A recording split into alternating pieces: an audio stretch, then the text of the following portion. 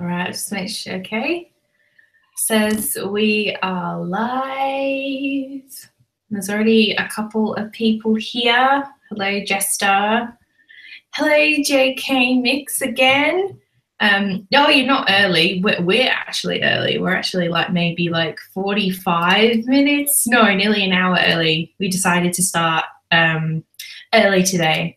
So everybody, welcome to the Senshi Anime podcast. And this is episode 11. Yay, we're in the double digits. Then again, we hit double digits like last week.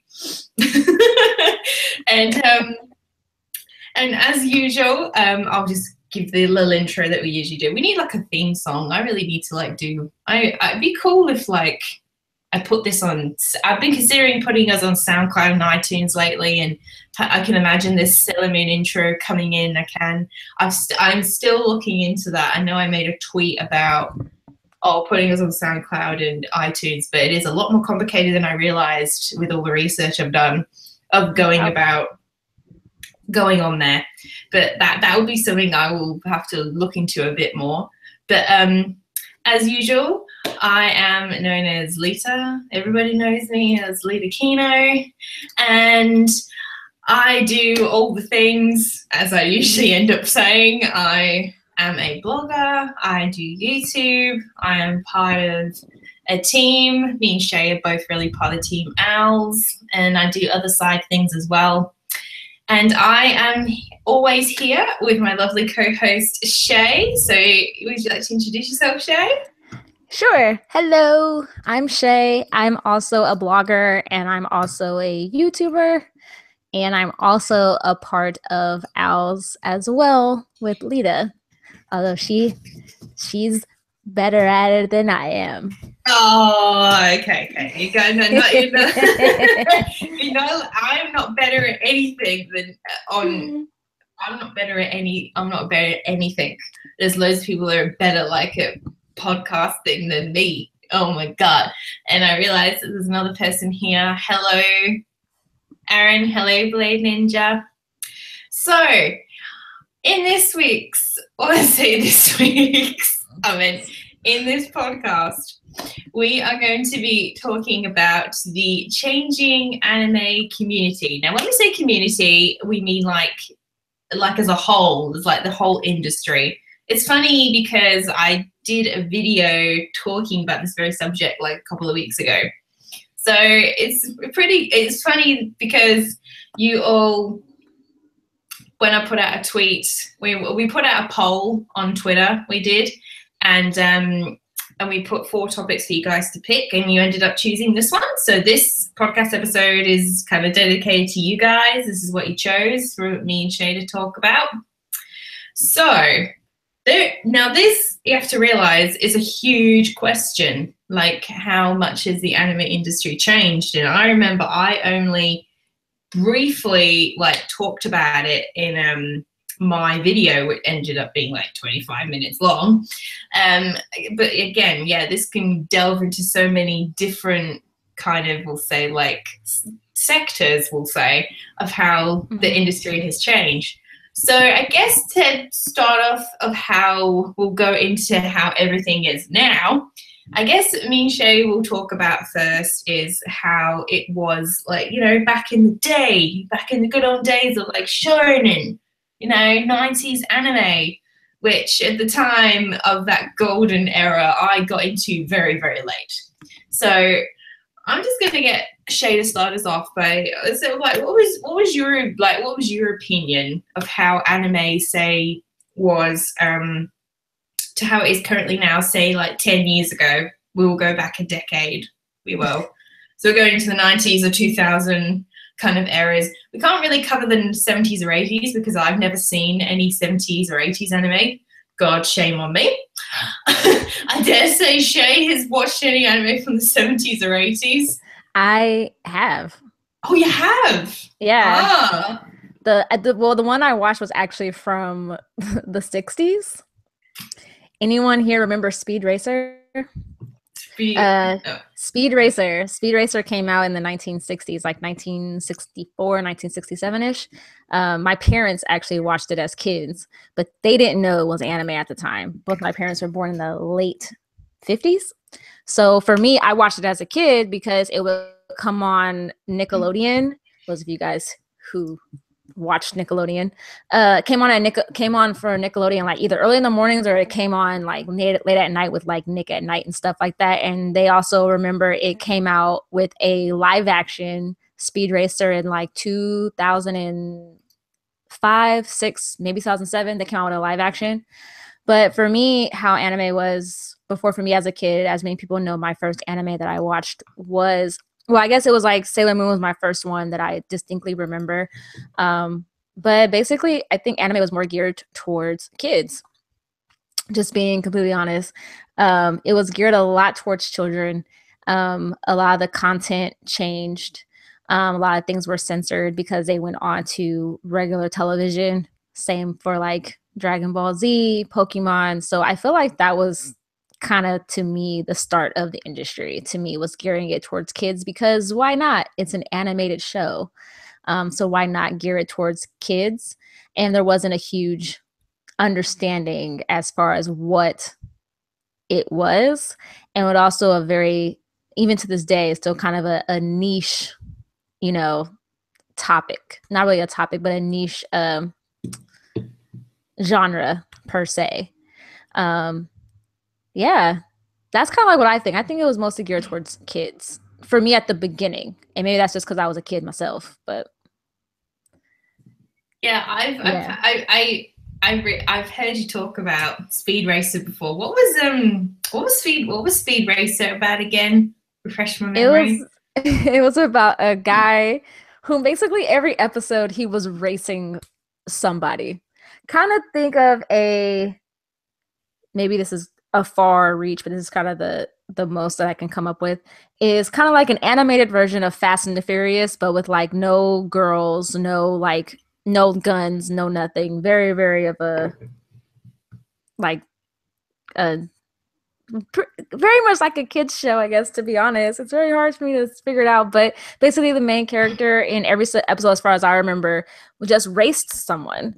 And it was like kind of like a lot of gee willikers, Penny. Like it was really, really like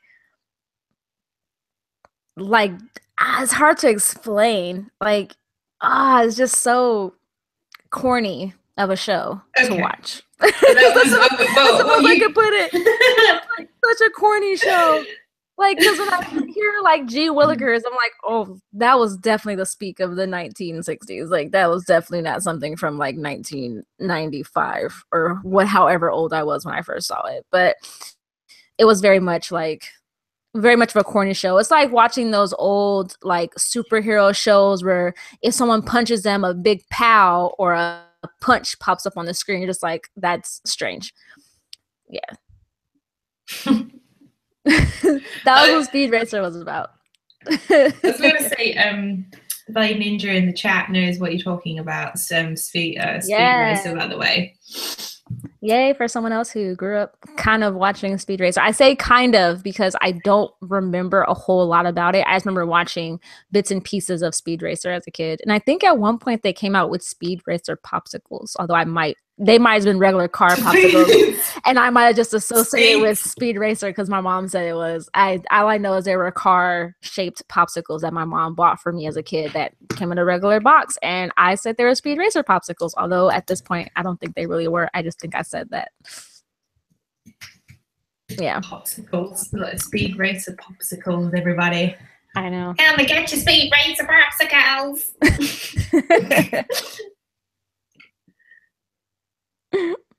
But I think as for me, I know I've said like time and time again, I honestly didn't get into all the well-known shows like let's see. Oh no, I don't want to say that. I want to say like I just remember who remembers, like you, Shay, with Sailor Moon when it came on, when it was on 4Kids, came on the TV. Was it I when love yeah. was it when Deke had like the control over it? Yeah, Yeah, yeah. It's that's when when I Deke, remember that's when Deke. When Deke had control over it. And fun fact for you guys who didn't know, and I found this out years and years ago, the company Deke was owned by Mary Kate and Ashley Olsen as Are you kids. serious? What, Maybe oh my I'm God, do you wrong remember? about that, but I think I remember researching something about Oh my um God, just owning what for? their own like company. Well, I watched a lot of shamefully to say I watched a lot of Mary Kay and Ashley. Maybe I still do. Oh, but oh, you know how they are now. They've turned out so weird. I'm like, can they just go back to that age because they were like all innocent and everything they were. Well, that's right, J.K. Mix. You look that up. You look that up for us, and you tell us if it was if the Olsen twins owned Deep. Yeah, I don't think they owned it. I just remember. Oh, I They owned remember. Dual Star. That's who they owned. Sorry. No, that's fine. Nothing. I was just going to say, you bringing up Deke. I just remember when it was like the end of a Sailor Moon episode, when it actually was still on TV. How dare you take our Sailor Moon away from us? I just remember the ending. You know, like the where it goes. You know, the boy's in the bed, and then it goes through the window, and then it says Deke. That's that's all. Doesn't anybody remember that? Like when an episode of Sailor Moon would end, or I think there was other shows that got the same ending kind of credit. It would just be the ending credit for Deke. It would.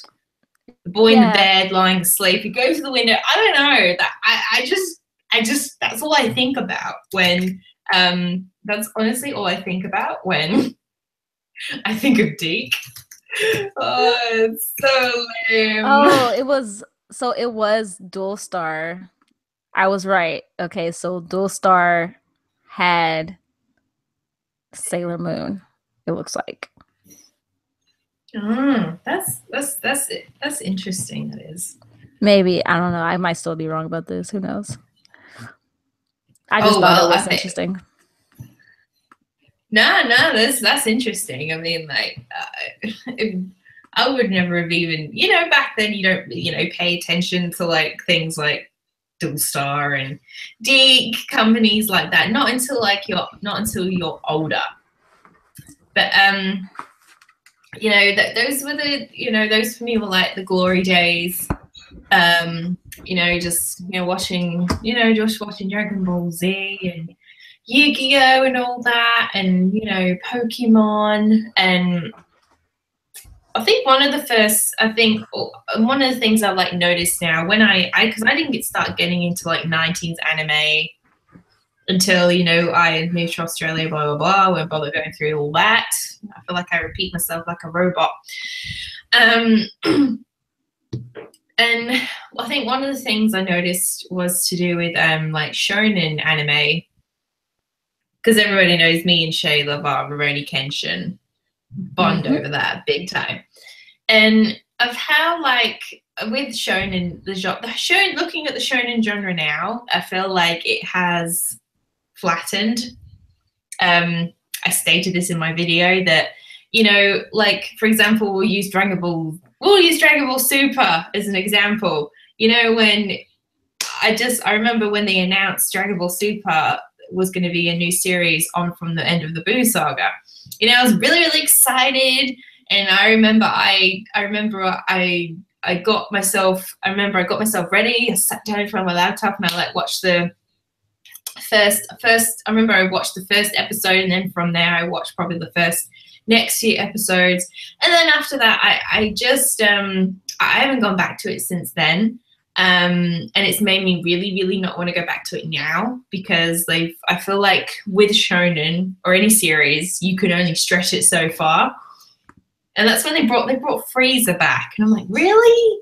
Frieza? Just no. That's where it stopped for me. It stopped. Did anybody else feel like that if they've been watching Dragon Ball Z Super? I'm just like, no.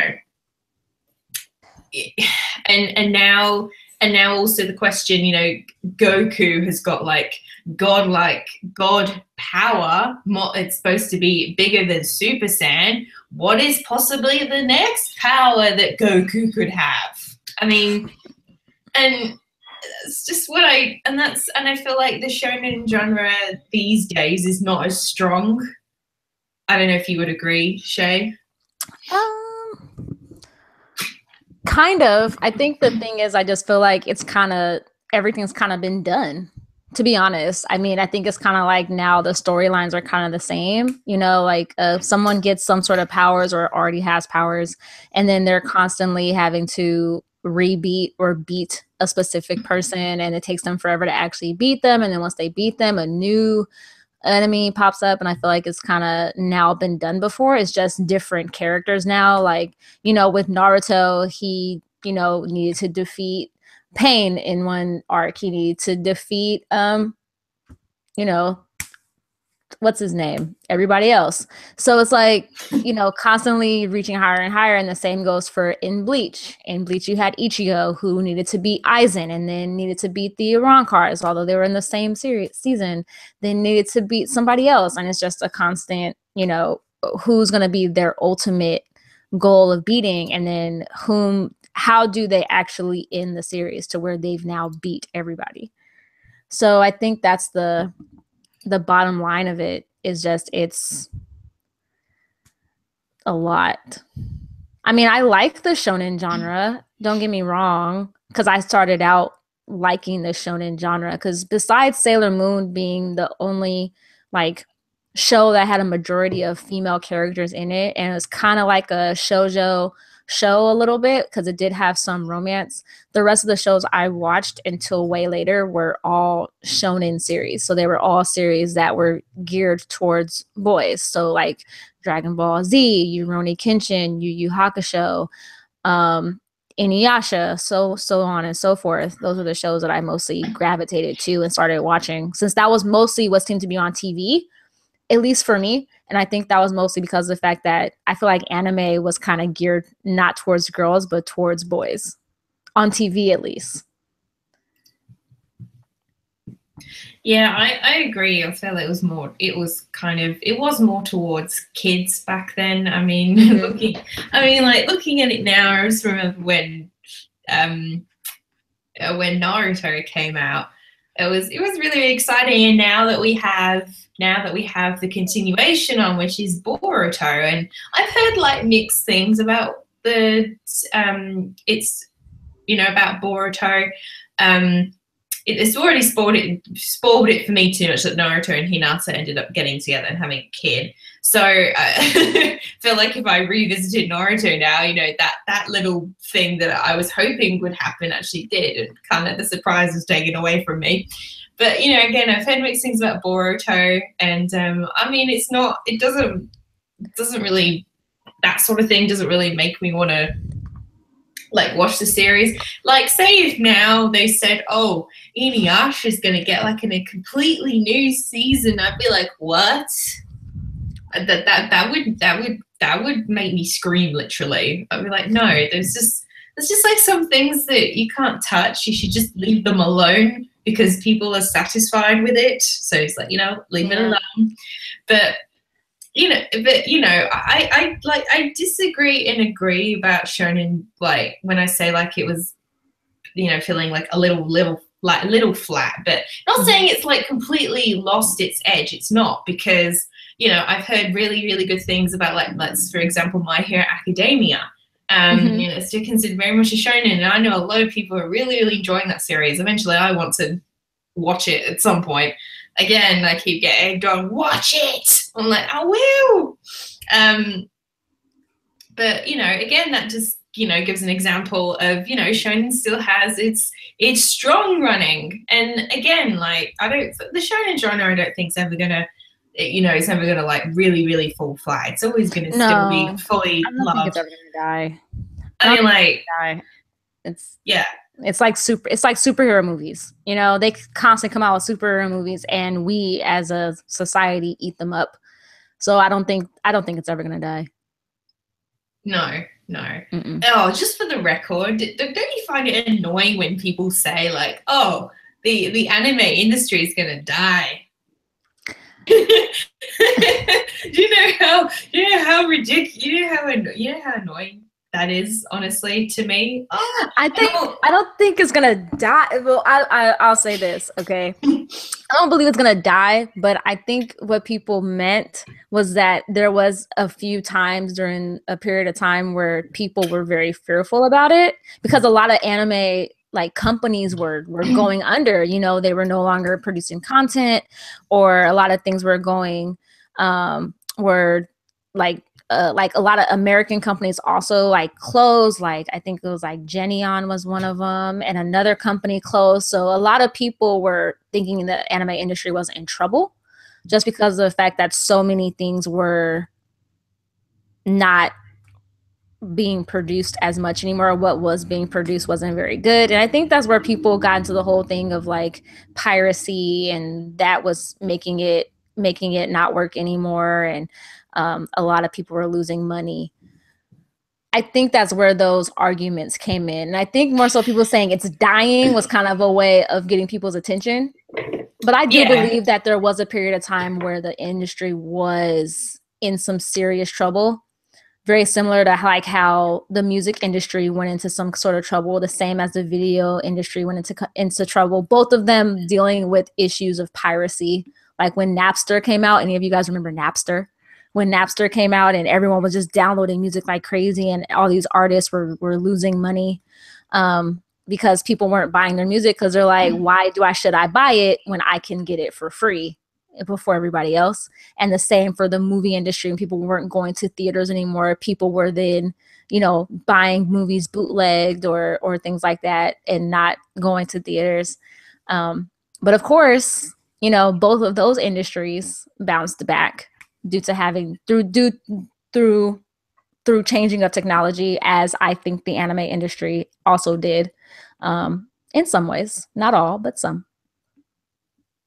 Yeah, I agree. I do remember actually when Napster actually came out, and LimeWire. Oh my God, Matt! Oh yeah, I had Holy LimeWire. crap! Anyone remember anyone remember the not the rumors, but I had LimeWire. I'm not gonna lie, I used LimeWire before, and I also used FrostWire when LimeWire stopped working. FrostWire, I right. I did too. And anyone remember two things? Remember when you would download a song off of LimeWire or FrostWire, and you could never listen to the song until it downloaded completely, and you download it, and it's supposed to be the song that you want, and you download it, and it's someone randomly talking, and you're like I waited 30 minutes for this song, and it's not the right song.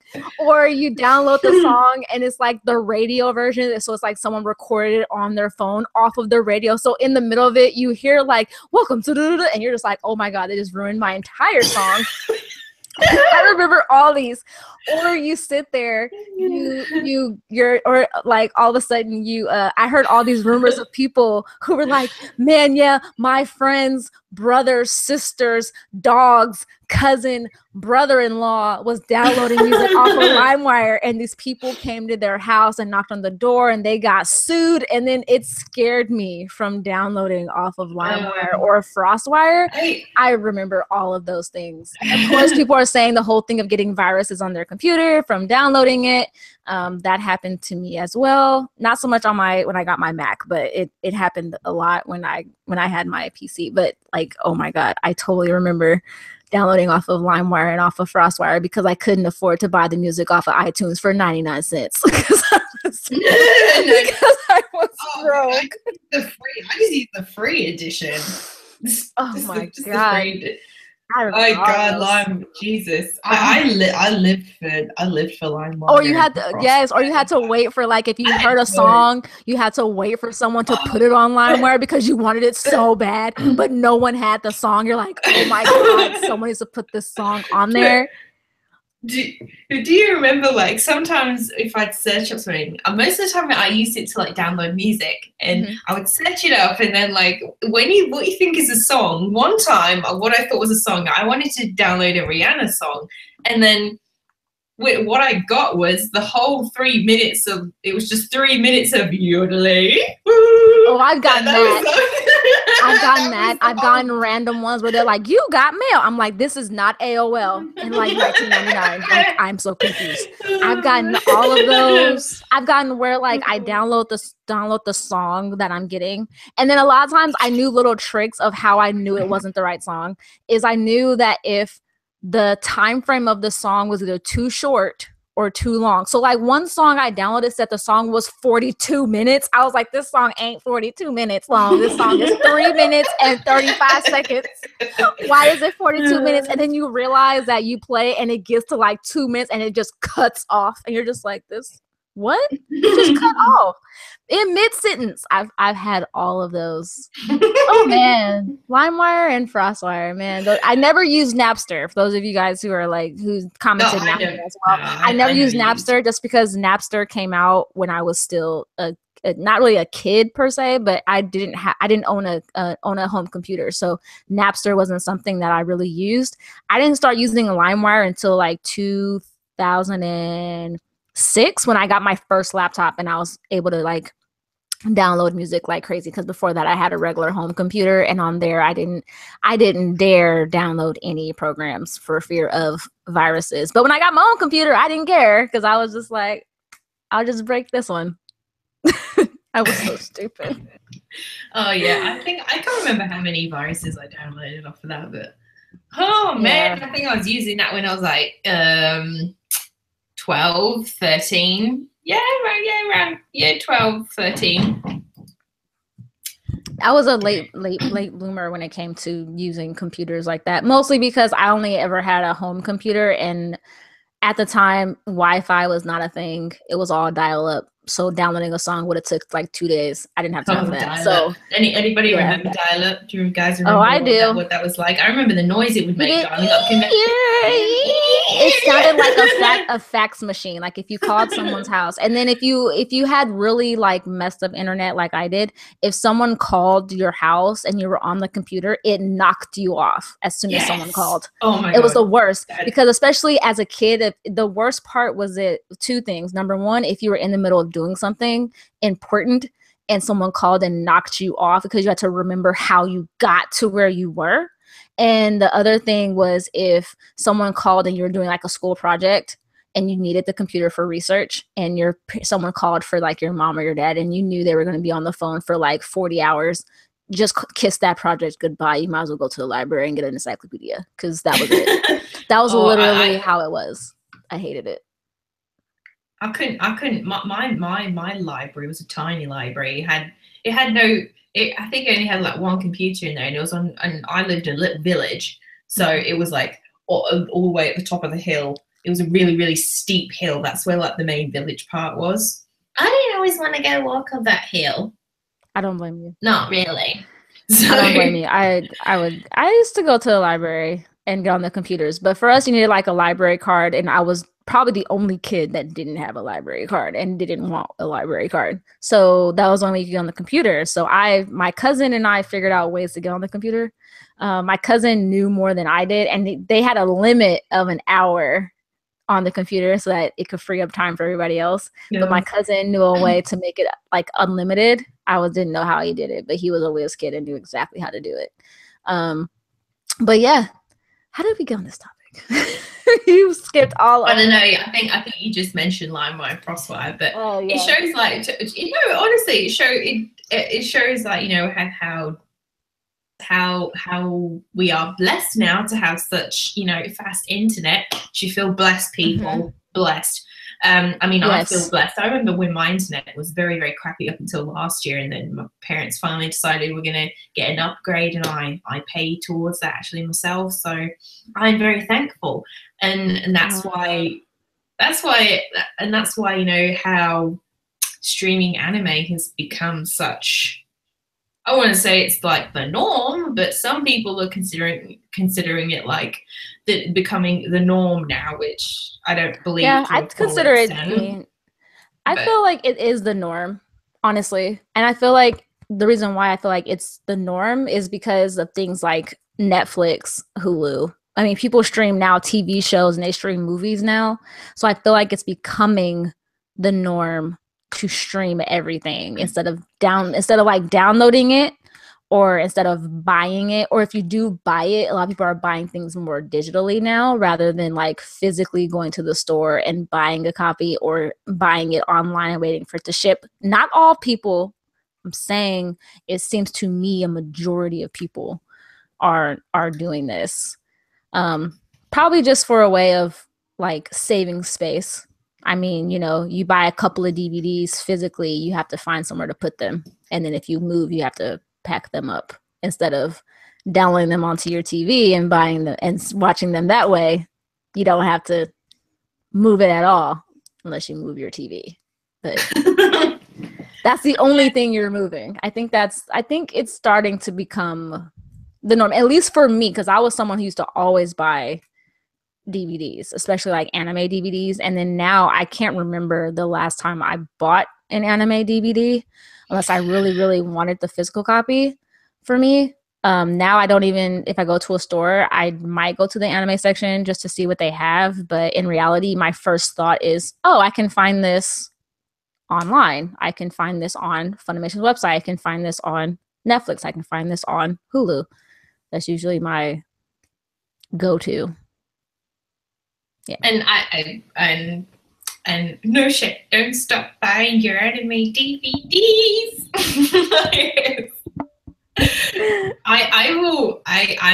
I'm a collector at heart. I've been a collector, I can say, for like the last 10 years. 10 years, holy crap. And I mean, again, I talked about this in my video, that there'll always be a need to always, you know, keep these home releases, all these, you know, making, you know, keep pressing out all the manga and stuff. There'll always be a need for it, especially to us collectors. I mean, I don't even know if I wasn't collecting anime, I don't even know what I would be collecting. I mean, possibly shells. I have a shell collection.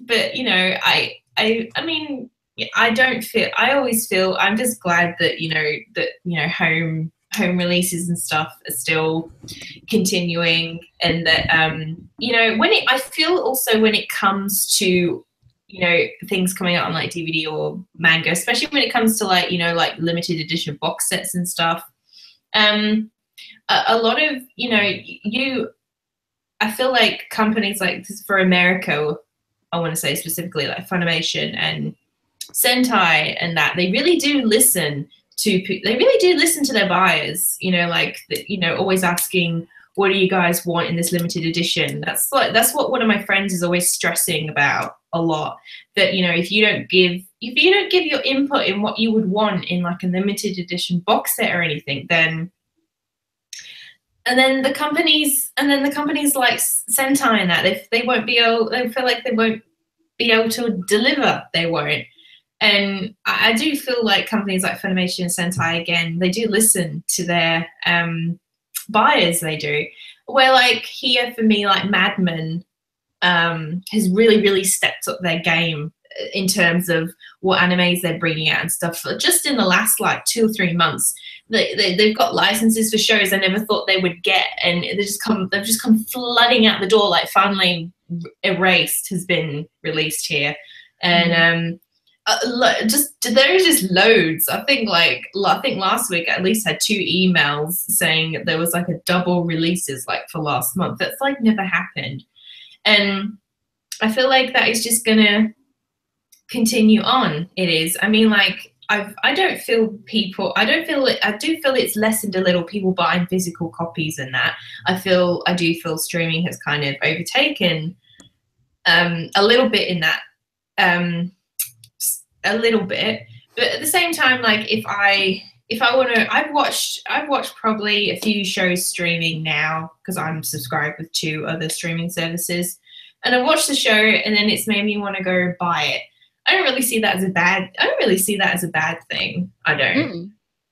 But yeah, so Yeah, I don't see that as a bad thing either. For me, I think because for me, I'm not a huge collector, being honest, especially when it comes to like anime DVDs. I'm not a huge collector unless it's for a specific show that I really want. So I'm not gonna lie. For example, when they first released the Sailor Moon series, like re-released them on DVD with the new cast and stuff like that. Yes, I did. For those, I did pre-order only because of the simple fact that I've never owned anything Sailor Moon beyond like the movies they came out with in the 90s on VHS.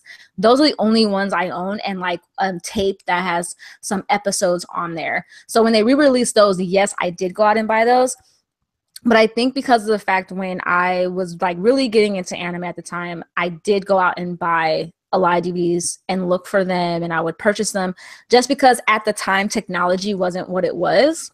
Not technology, but I'll say streaming wasn't the norm as what it was. So I kind of had to go out and buy DVDs because of the fact that things like Funimation at the time, I don't believe had their streaming service at the time, or they did have it, but it wasn't like it was now.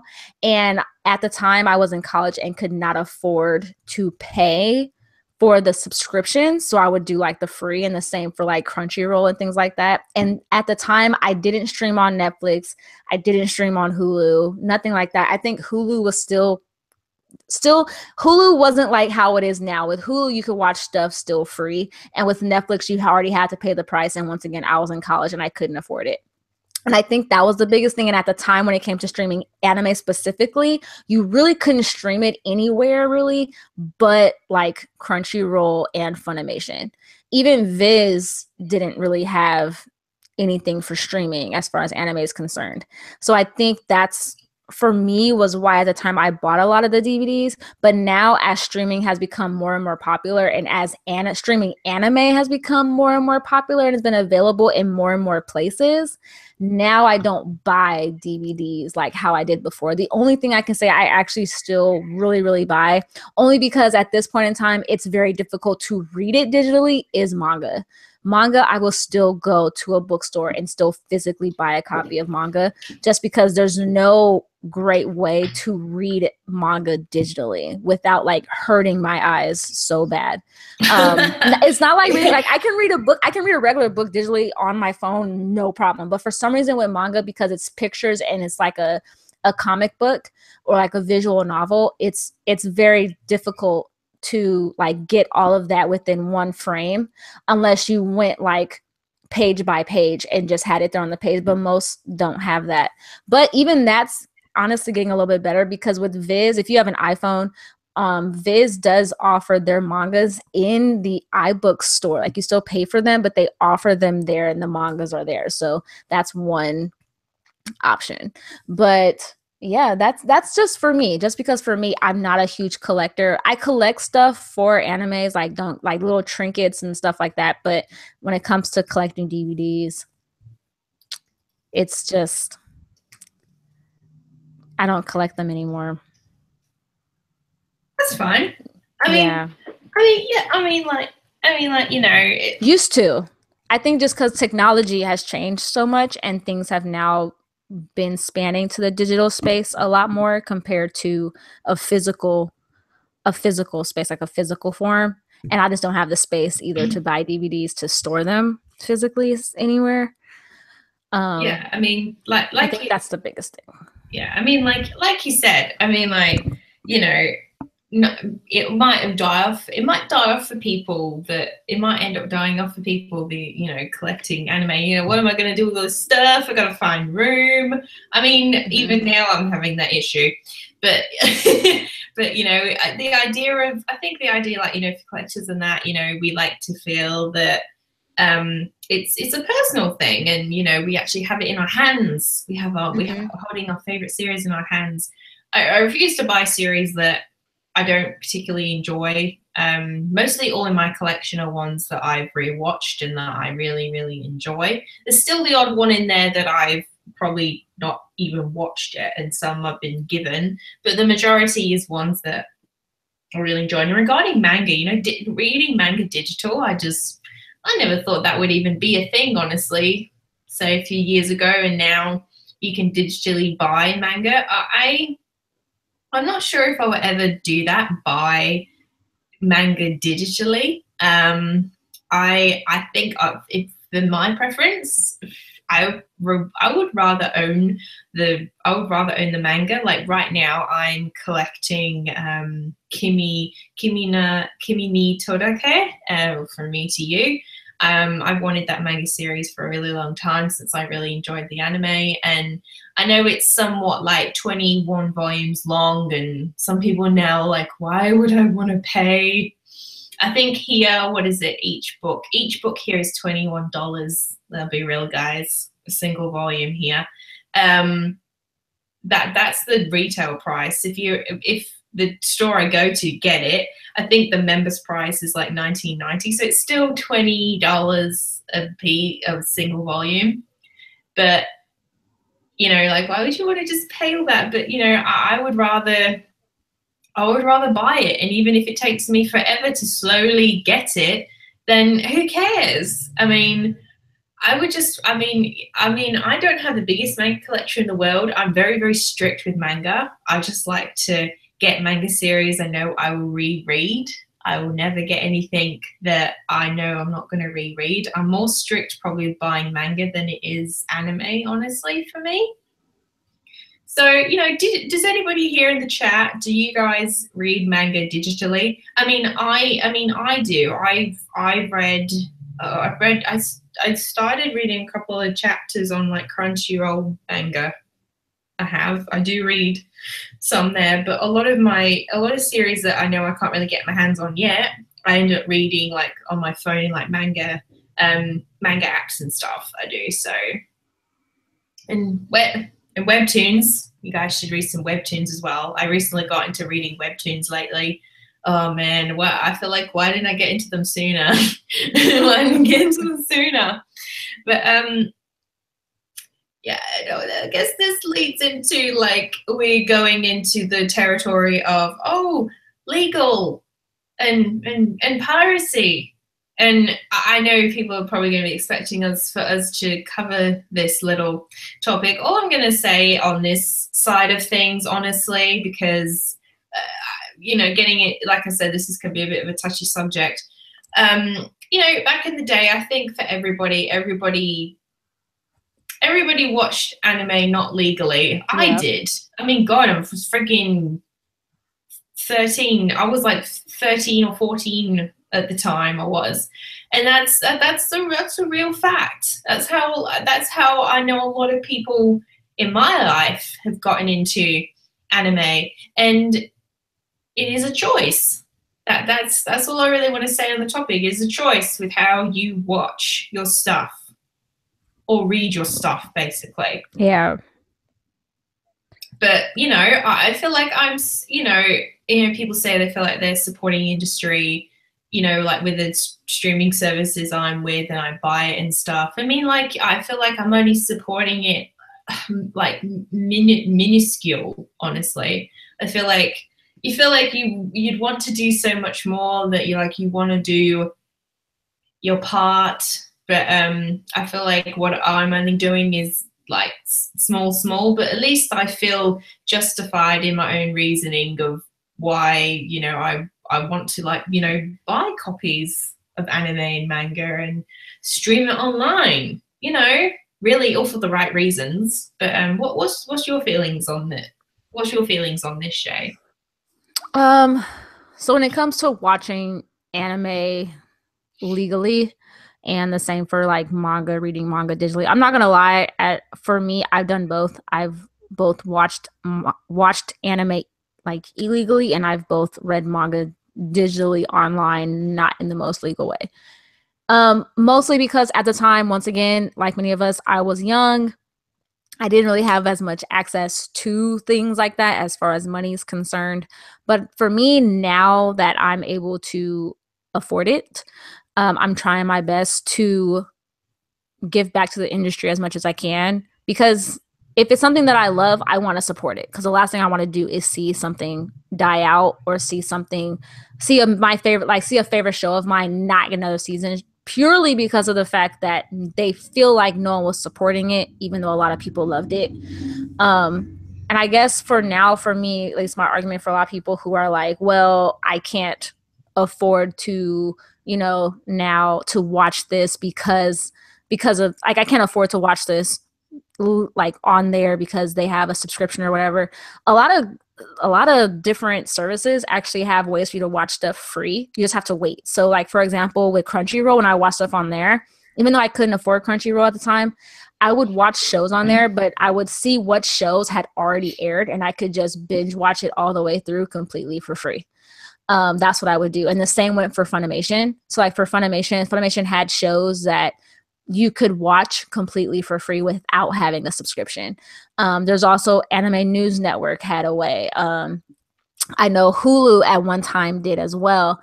That's one of the things that I used to do too, when I really did like a lot of research as far as for why, like what's going on with the industry as far as streaming and piracy was concerned. When I did my research and for me to find out ways I could watch stuff legally, that was also helping the industry.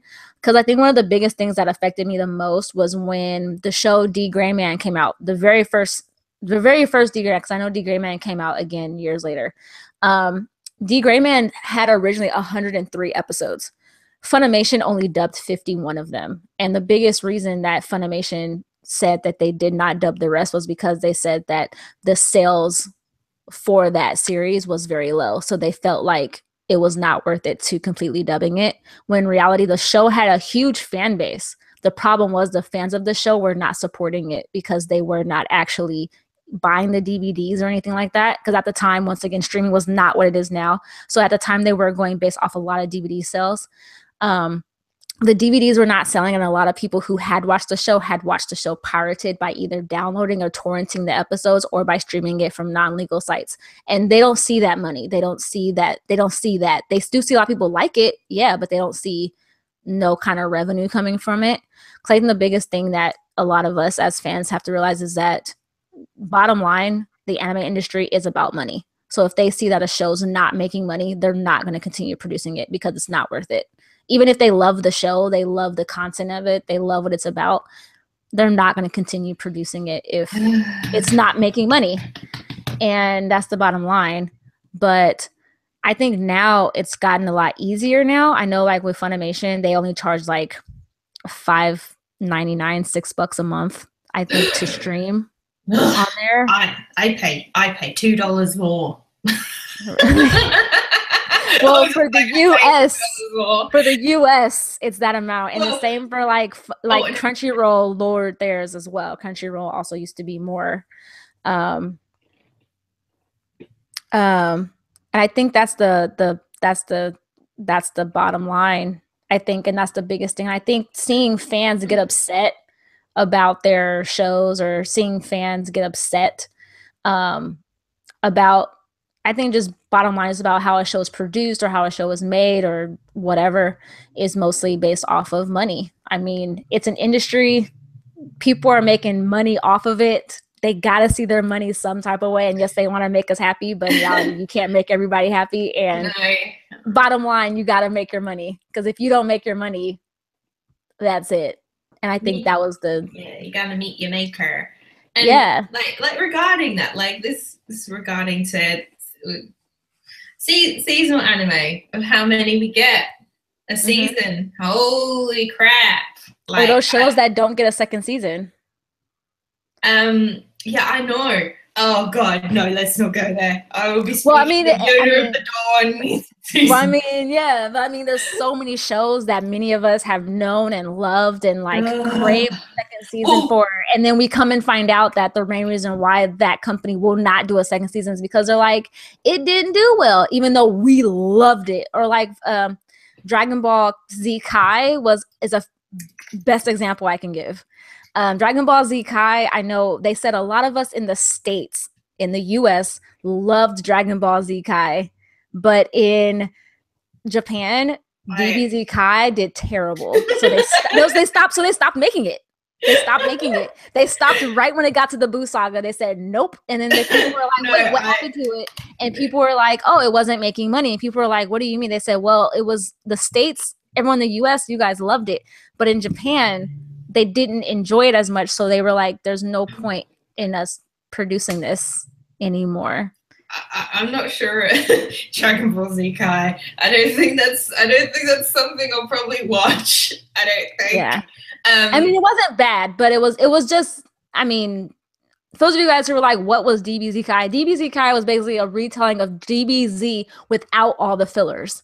DBZ had tons of fillers, and DBZ Kai was just a quicker way of retelling the story without those fillers.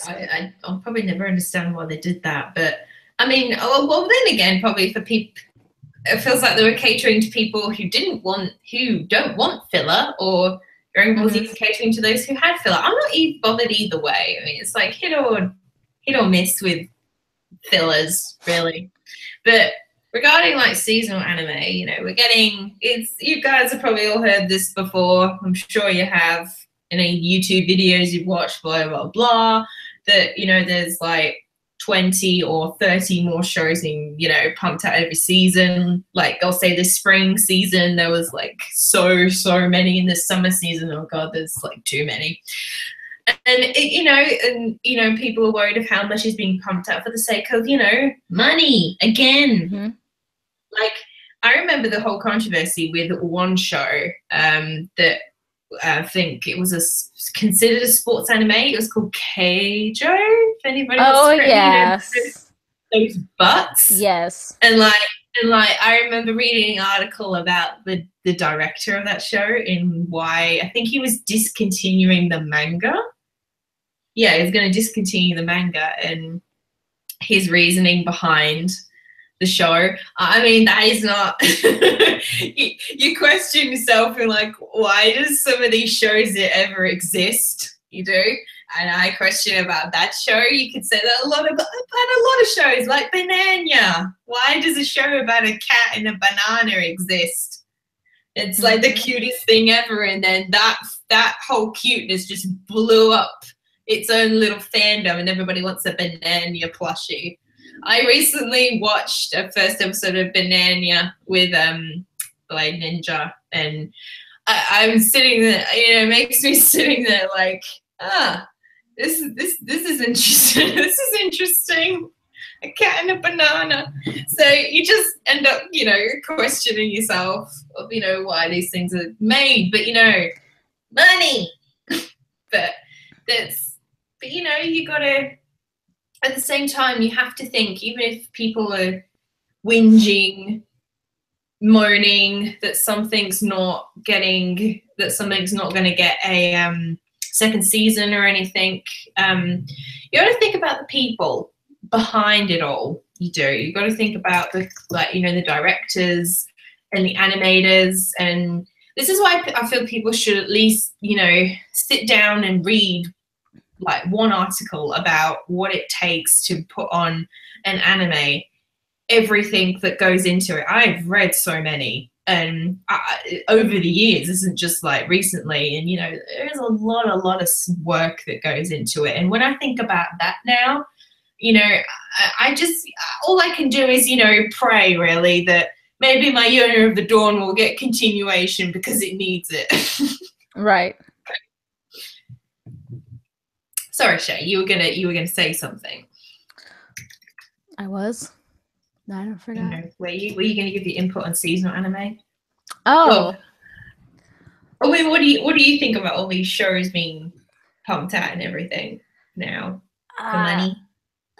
I think it's a combination of money, and I think it's also a combination of how readily available it is now.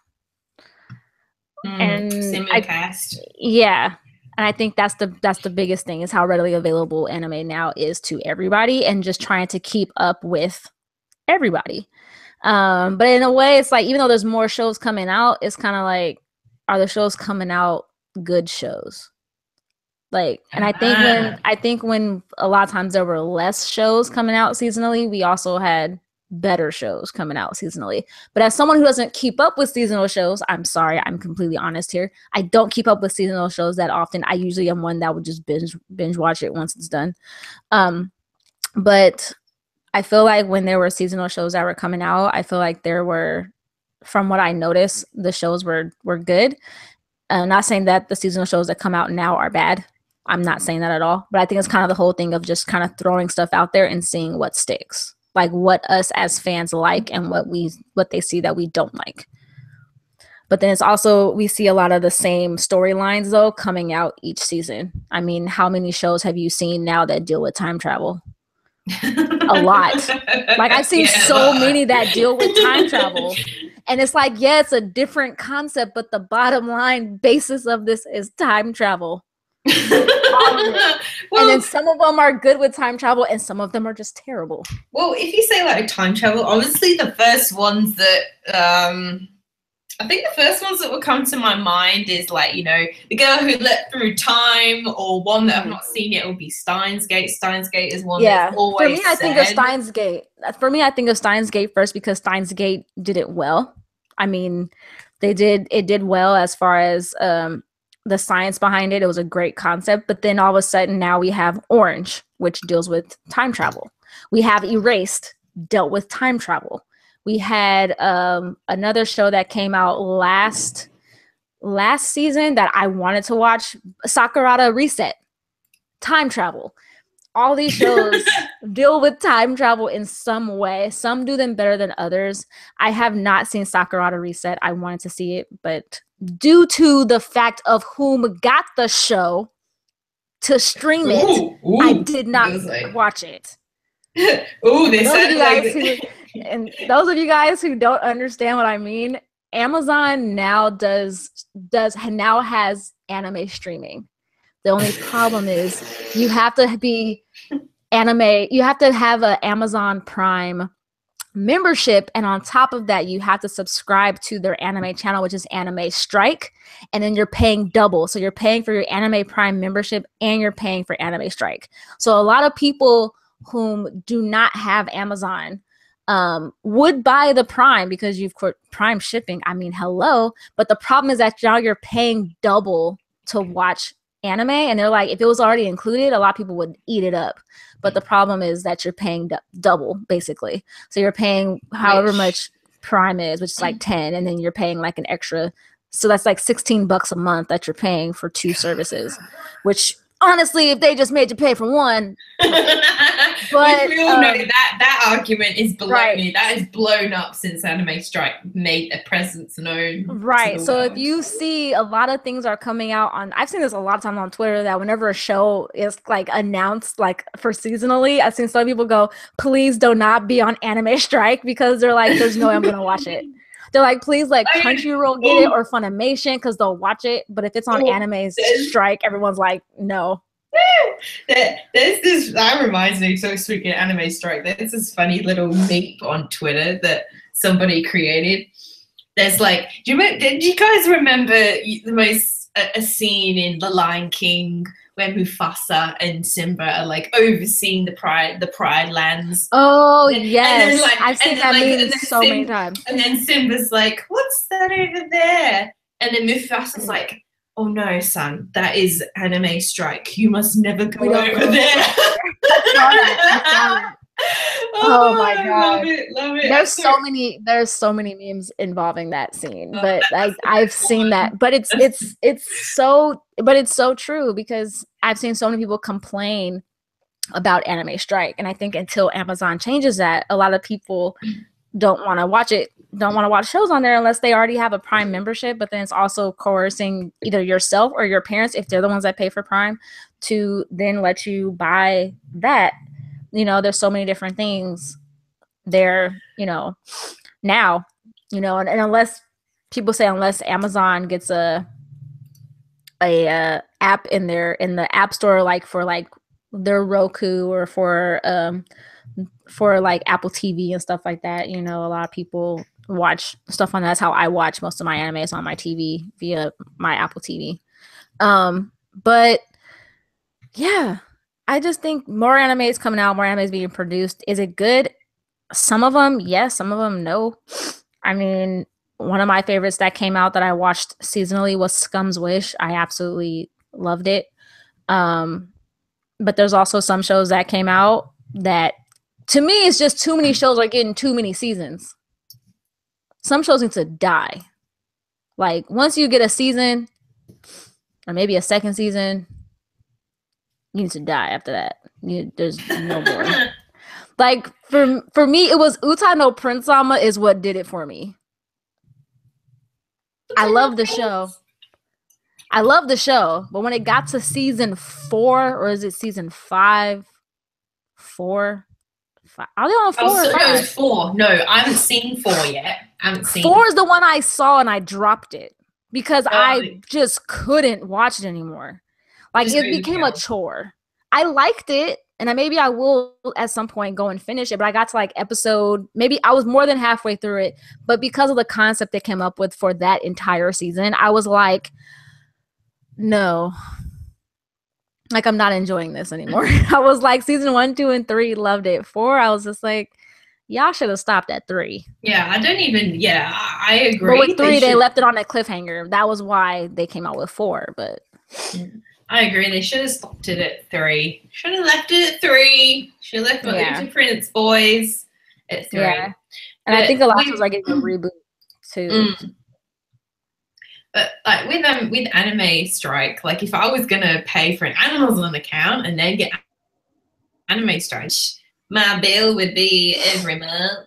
It would go through the roof. It would go through the roof. Because the currency would be twice probably what any American people are paying. Let me tell you guys. But regarding like, I mean, one show, I'll just say for the record, one show I wanted to watch was Welcome to the Ballroom, but it's not available anywhere for me, which is not fair. I was hoping like here, one of the streaming services I'm with is Anime Lab, but that's only for Aussie and New Zealand people, and they didn't get it. They got some of the other really good shows, but I was like, oh, damn. But what was it? I totally forgot what I was going to say. I feel like we've only been talking about really like negative things regarding streaming and that at the moment. I want to concentrate on like one good thing, which was the end of last year. I don't think actually many people know this. Honestly, is that I never thought it would happen. There was certain shows on like the Funimation website that I really wanted to see, but you know, country restrictions, because you know, so Funimation is solely for like America and Canada, really. And then they announced out of the blue that Australian New Zealanders can access their site and watch it on there. And I was like, at the time I was like, this is so not true. So I go on the site and it's like, oh, I honestly felt like crying because a lot of the things I really wanted to see were just available. I was like, this is not happening. So now I feel like now I can like, whenever I can watch Yu Yu Hakusho, you guys don't know how good that feels to like have that access now, which I never thought maybe a few years ago would be possible. So for any Aussie or New Zealander people that didn't know that, you can go watch stuff on Funimation, the Funimation website now, which is awesome. Yeah, I think that's the biggest thing too. You actually touched on a great topic. A great thing is that for a lot of people who are not available in the US, their problem is the access that they have to the sites where they can watch stuff. Like, you know, Funimation and Netflix. Like, I think it was Hulu, that doesn't have access in Canada, I think it's Hulu. I think it was Hulu. I could never access Hulu. I think Hulu doesn't have access everywhere. I know it has access in the US, but it doesn't have access everywhere. And I know at one point there was someone on my Twitter. I no longer follow them on Twitter because I had to end up unfollowing them. That they constantly talked about, they were like a Sailor Moon account and they talked about Sailor Moon a lot. But they were constantly griping on Viz because of the fact that Sailor Moon was not available out there in Canada. And they were constantly complaining about it because Viz was saying, you know, we're trying our best, you know, it's difficult. We're trying our best to get through ways to get it out there. But this person was just constantly complaining about it. So I ended up having to unfollow them after a while because I was just like, I can't deal with the complaining anymore. Yeah, because the companies are trying their best. They're very best, but I think with different places, I think they have different rules to abide by. And I think that's the bottom line, is that everywhere it's going to be different, you know, different places. And I think, of course, if the company's based in a specific country, it's going to be easier for them to have access there than it is for them to stretch out to other places of the world. I mean, look at YouTube. I mean, I'm sure YouTube didn't have access everywhere, and mostly it's because some countries just didn't allow YouTube to have access. They blocked the site. But when it comes to like channels, you know, not channels, but subscription services and websites and stuff like that, a lot of times they have to abide by that specific country's rules, whatever their rules are on content. And I think that's probably what makes it difficult for everyone to have access or similar access to stuff. Yeah, I agree. And I mean, that reminds me, you reminded me of what I nearly forgot. You know, I can understand sometimes the frustration of like, you're watching an anime episode and you don't want ads in there. I mean, before I got a Crunchyroll subscription, I was mostly waiting a week, you know, like everybody else waiting a week. And, you know, and then I just thought, I don't really want to do this anymore. And, you know, I got the subscription. That's when I could afford it. But at the same time, there are like probably like three specific obvious sites that for anyone that doesn't want ads and can watch it for free, don't have to subscribe to anything. The first one I want to mention is like for Australia and kind of New Zealand.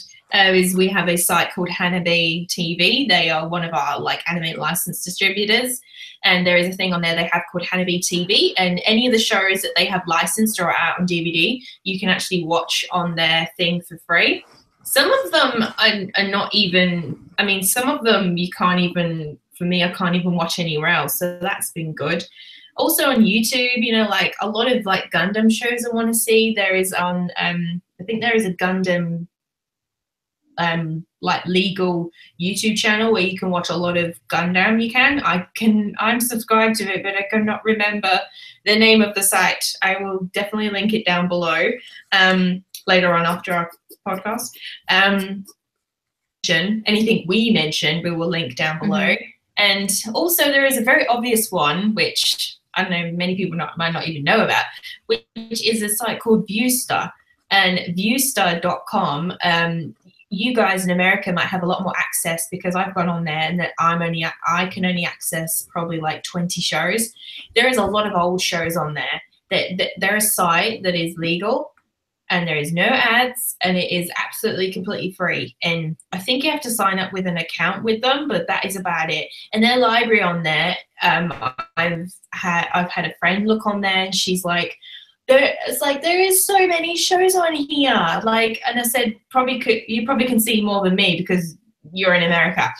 I said for me I can't see a lot, so Viewster is definitely an option for people who like their older shows. So I would highly recommend you guys at least go look at their site, especially if you're in America and Canada. You're going to get way more access than someone in Australia.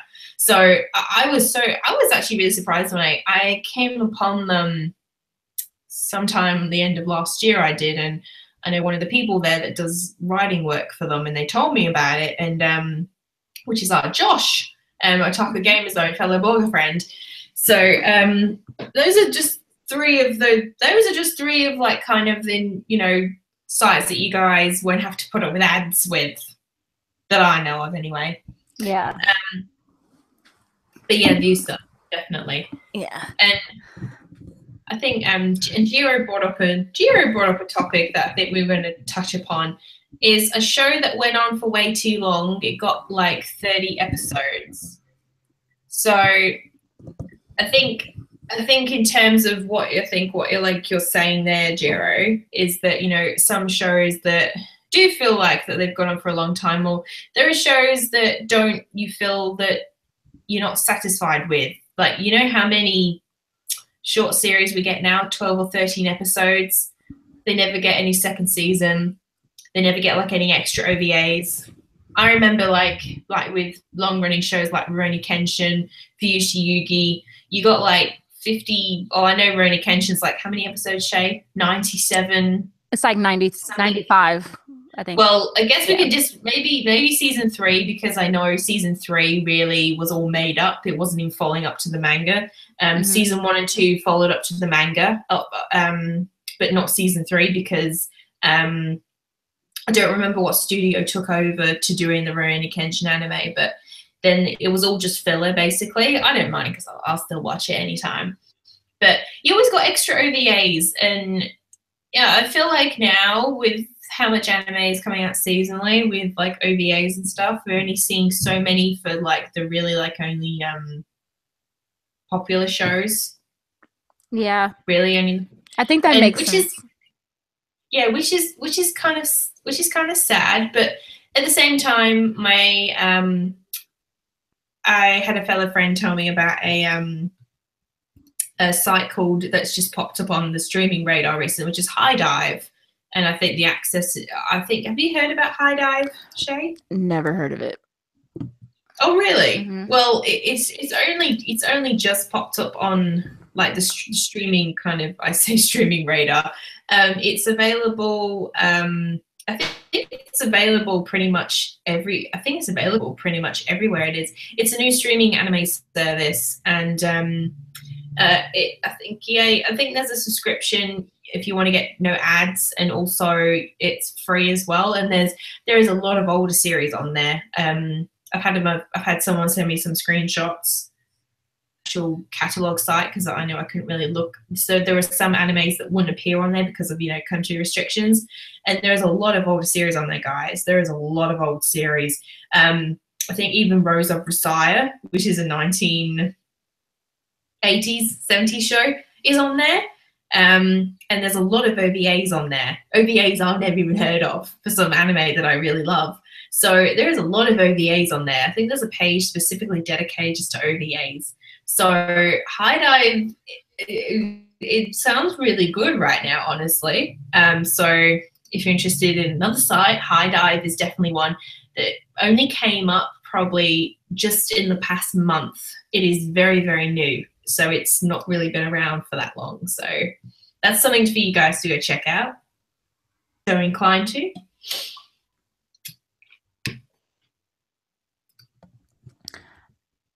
I think when it comes to like two separate topics, kind of.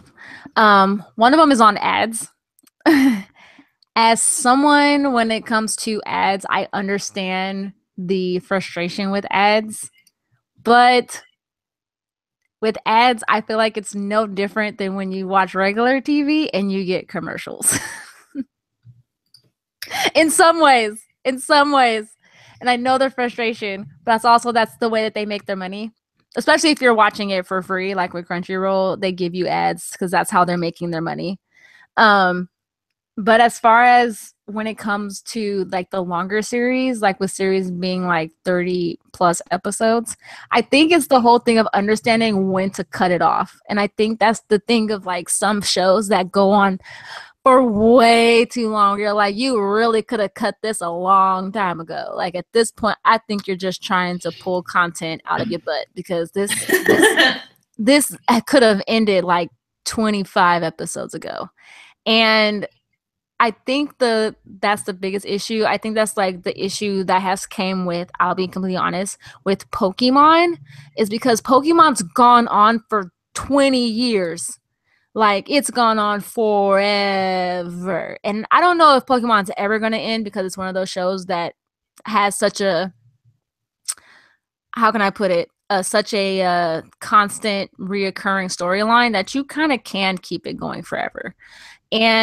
But with shows like honestly, like with Dragon Ball Z, they keep coming out with new Dragon Ball Z series. And honestly, Dragon Ball Z to me could have died a long time ago. There's only so many times someone can level up to a different level of Super Saiyan before they like combust and explode, because that's just a lot. But I think those series, the reason why a lot of them continue on for so long is they're popular, they make money. I mean, Dragon Ball Z is still a cash cow to this day with video games and figures and shows and movies and everything else, keeping old, not just old fans but new fans as well. Yeah, I think that's the biggest thing when it comes to those long running series, is that they're popular. I agree. I agree with the ads. Yeah, they're annoying, but again, I guess they are a necessary. I'm saying necessary evil. Yeah, necessary. It's kind of like with YouTube. Like if you go onto somebody's YouTube channel and they have ads, like, you know, that's how they're making their money, is off of those ads. When you sit there and you watch the ad all the way through, or if you click on the ad, like that's how they're making their money. So it's kind of a business. Yeah, which is fair enough. So yeah. And I think that's where they get you to pay for content. Like that's how they're saying, hey, if you pay for this, you don't get it. They're the only company that's different is Hulu. Because if you pay for Hulu, you still get ads. But if you pay more, you don't get them. I'm the one that pays more and doesn't have ads. That's my problem. But I think with Hulu, though, it's a little bit different with Hulu compared to Netflix. Because with Hulu, you're getting shows like right after they air. Like you're getting like them like the next day. You can watch them. And that's why they give you ads, because they have to make up that revenue, I guess. Who knows? But for some of them, they're like, hey, you now you pay $7.99. If you pay $9.99, $2 more, you don't get ads. And you're just like, oh, that's wonderful. Like, I'll just pay an extra $2 and not have ads. And then after a while, you're like, why am I getting charged $10? Like, oh, that's because I didn't want ads. I didn't want to sit through a 30-minute commercial. But some of them ads be long. I'm not gonna lie. Like, I hate when I'm watching, like, I have my Apple TV and I have a lot of different apps on there for me to watch stuff. And some of them, if you download an app and you have like already have a cable subscription, you can just sign in with that and watch the episodes they have on there. But they still give you ads. And for one of them, it said ad 1 of 8. I'm like, oh my God, there's 8 of them? And each of them is like 30 seconds? Like, that's, how long is that? 4 minutes? I get like 30 seconds, and I get 4 in a row, and they're 30 seconds long they are, which is... Yeah. Which doesn't see, it's not really a long time, but I think it's a long time if you're like strictly into a show and then it cuts to that, and then you're like, and then you can physically see it saying how many more ads. And I think with TV, though, you don't know how many commercials it is. Like, it could be 1, it could be 2, it could be 3, and then after that it goes off. And I think the problem also with, you know, if you're watching it streaming, is because you get the same ads over and over again, that after a while you're just like, I just saw this car ad for a Toyota Camry, like that, like just the last one.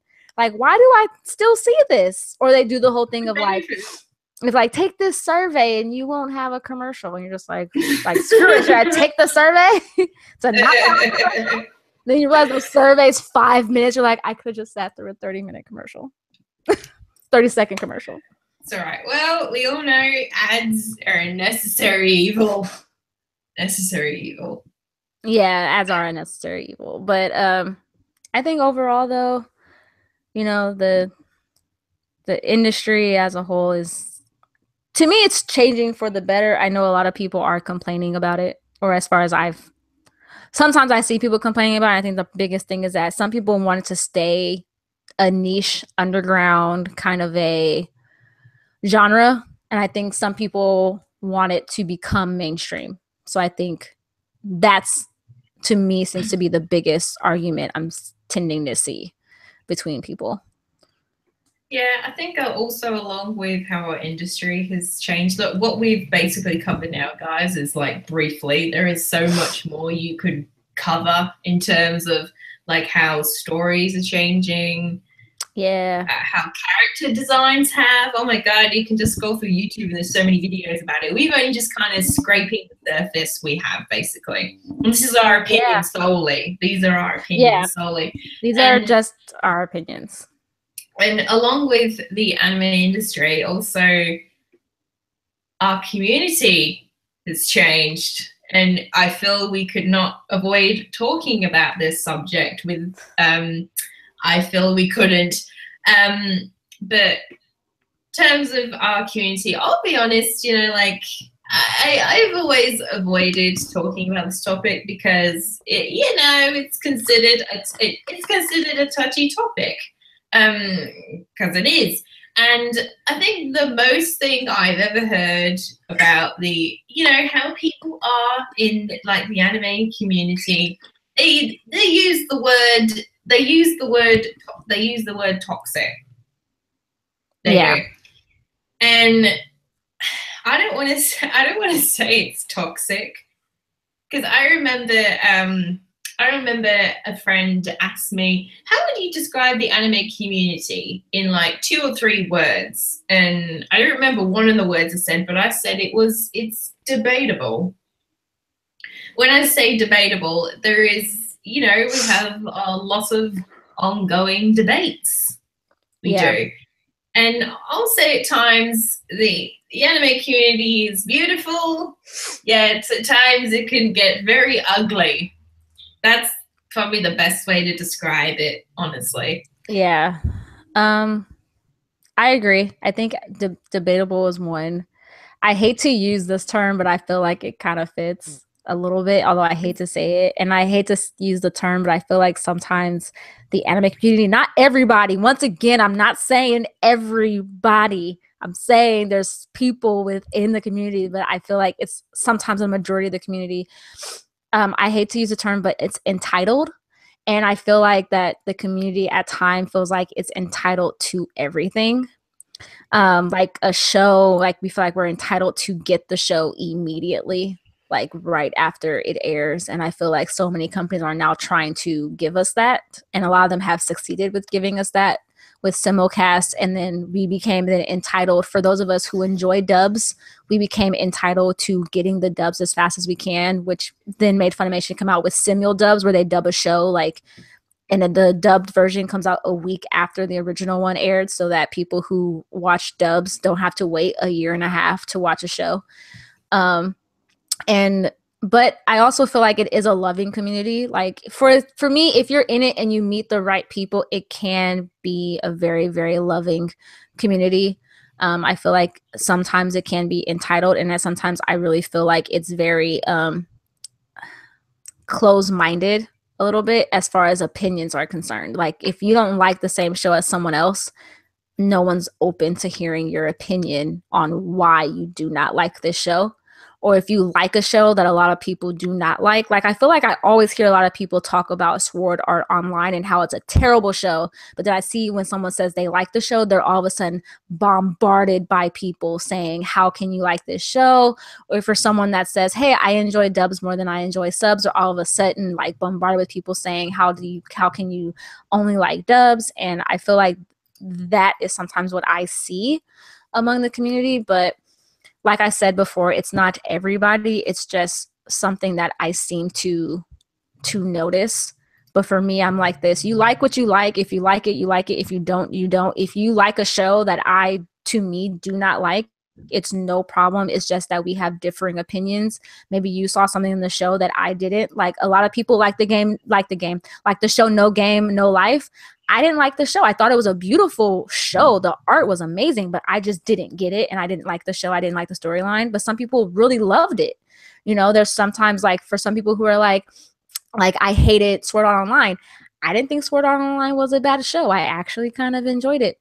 Did I enjoy the second season? Not as much. But did I enjoy it the first season? Yeah. But I feel like that's one thing among the community that can be difficult that I've noticed, at least for me. Yeah, I I agree. I mean, like, you know, back in my young early days of anime, you know, I'd probably get into every heated discussion I can and want to throw a cream pie at whoever it was that was insulting me. that was back then. I don't want to throw cream pies in people's faces. I was like, why are you using the reference cream pie? I'm like, I don't know, because I used to know a girl that used to say every time she saw my face, she wanted to throw a cream pie at it. I'm like, oh, that's lovely. I don't like you. But you know, I think I mean, I agree with what you say. Oh, don't worry, JK Mix. Don't worry. That was back then, and this was in primary. This was in primary school. This was. She wasn't a very nice girl. She just most of the time used to bully me. But you know, yeah. Look, I honestly now I'm someone that has always stayed away from all the nitty gritty heated debates and stuff. I'm 20. I'm turning 27 this year. I feel old. I'll be honest. I mean, like, I feel a little old, and I'm like, I will not feel like I'm acting my age if I'm somebody that's gonna get into a pointless debate of them saying to me, oh, so and so anime was better than your crappy series that you like. I'm just saying, I'm not gonna say a specific series because we could be here all day, but. I'm 27 and I don't want to get in those debates anymore. I'm at an age now where I just want to enjoy my stuff. I mean, that should be for in general. But when you're a teen and stuff, you can't help but get into that sort of debates and stuff. You can't help it. I think this is especially like for new anime fans as well. They're the ones that get caught up in the whirlwind of disaster, basically. So you know, now you have to, it's your choice. It's your choice if you want to. It's hard to feel like you can have a civilized conversation with someone over a show. And I now have good civilized conversations with people. They say to me they don't like a show that I don't like, and they're fine about it. They don't like put it in my face. They don't. And whereas, you know, back then I would, you know, I would get into those stupid debates, but now I'm in the mindset I like to enjoy my stuff, and I feel I'm too old for that sort of to deal with all of that. And again, it's down to your choice. It is. I think I don't mind the debates at all. Like if someone says to me, "Oh, well, why don't you like that show?" or however, if it's a civilized debate, like where you can clearly listen to my opinion and I can listen to yours, and that's it, bottom line. But if it's like you're hitting low blows because I don't like something, like if I say I don't like a show based off of the fact I just didn't enjoy the show, but then you sit there and call me out, or you call me a name that was just totally uncalled for, or you say, oh, well, you're not a real anime fan because you didn't like this show. It's like, that doesn't make me not a fan. It just means I just didn't like the show. Like that, to me, that's what I mean is like hitting those low blows, like going for the jugular for things that makes zero sense. Like I just said I didn't enjoy something, but you don't have to call me out of my name and call me, you know, the B word or something like that. That for me is what I mean, as far as I feel like sometimes fans take it so seriously. If you say you don't like a show, where they judge not just your taste, like so the fact that you didn't like something, but they also judge.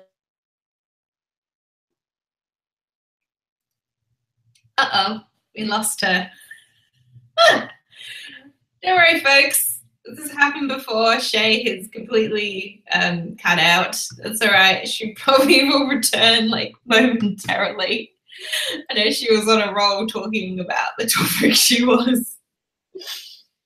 That's all right. She'll probably return in a second.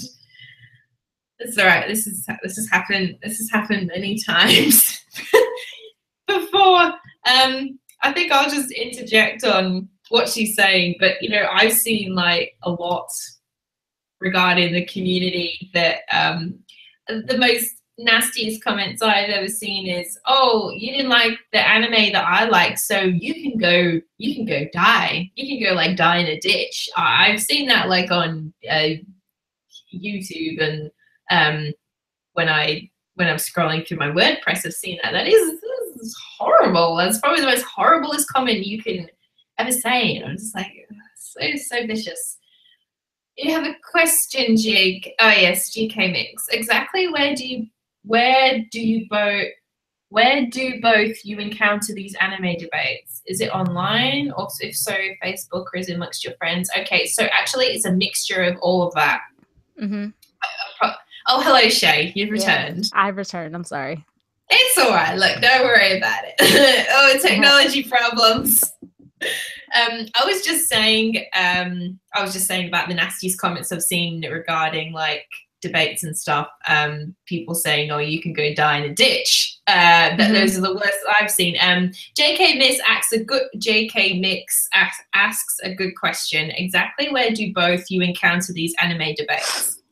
Is it online? Is it, if so, where Facebook, Twitter, or is it amongst friends or in the real world? Mostly online, to be honest. And I feel like it's mostly on for me, it's mostly online via Anime Amino, because that's a site that I don't frequent a whole lot, but I post my YouTube videos on there when they're anime related. And for me, that's where I catch most of the hate.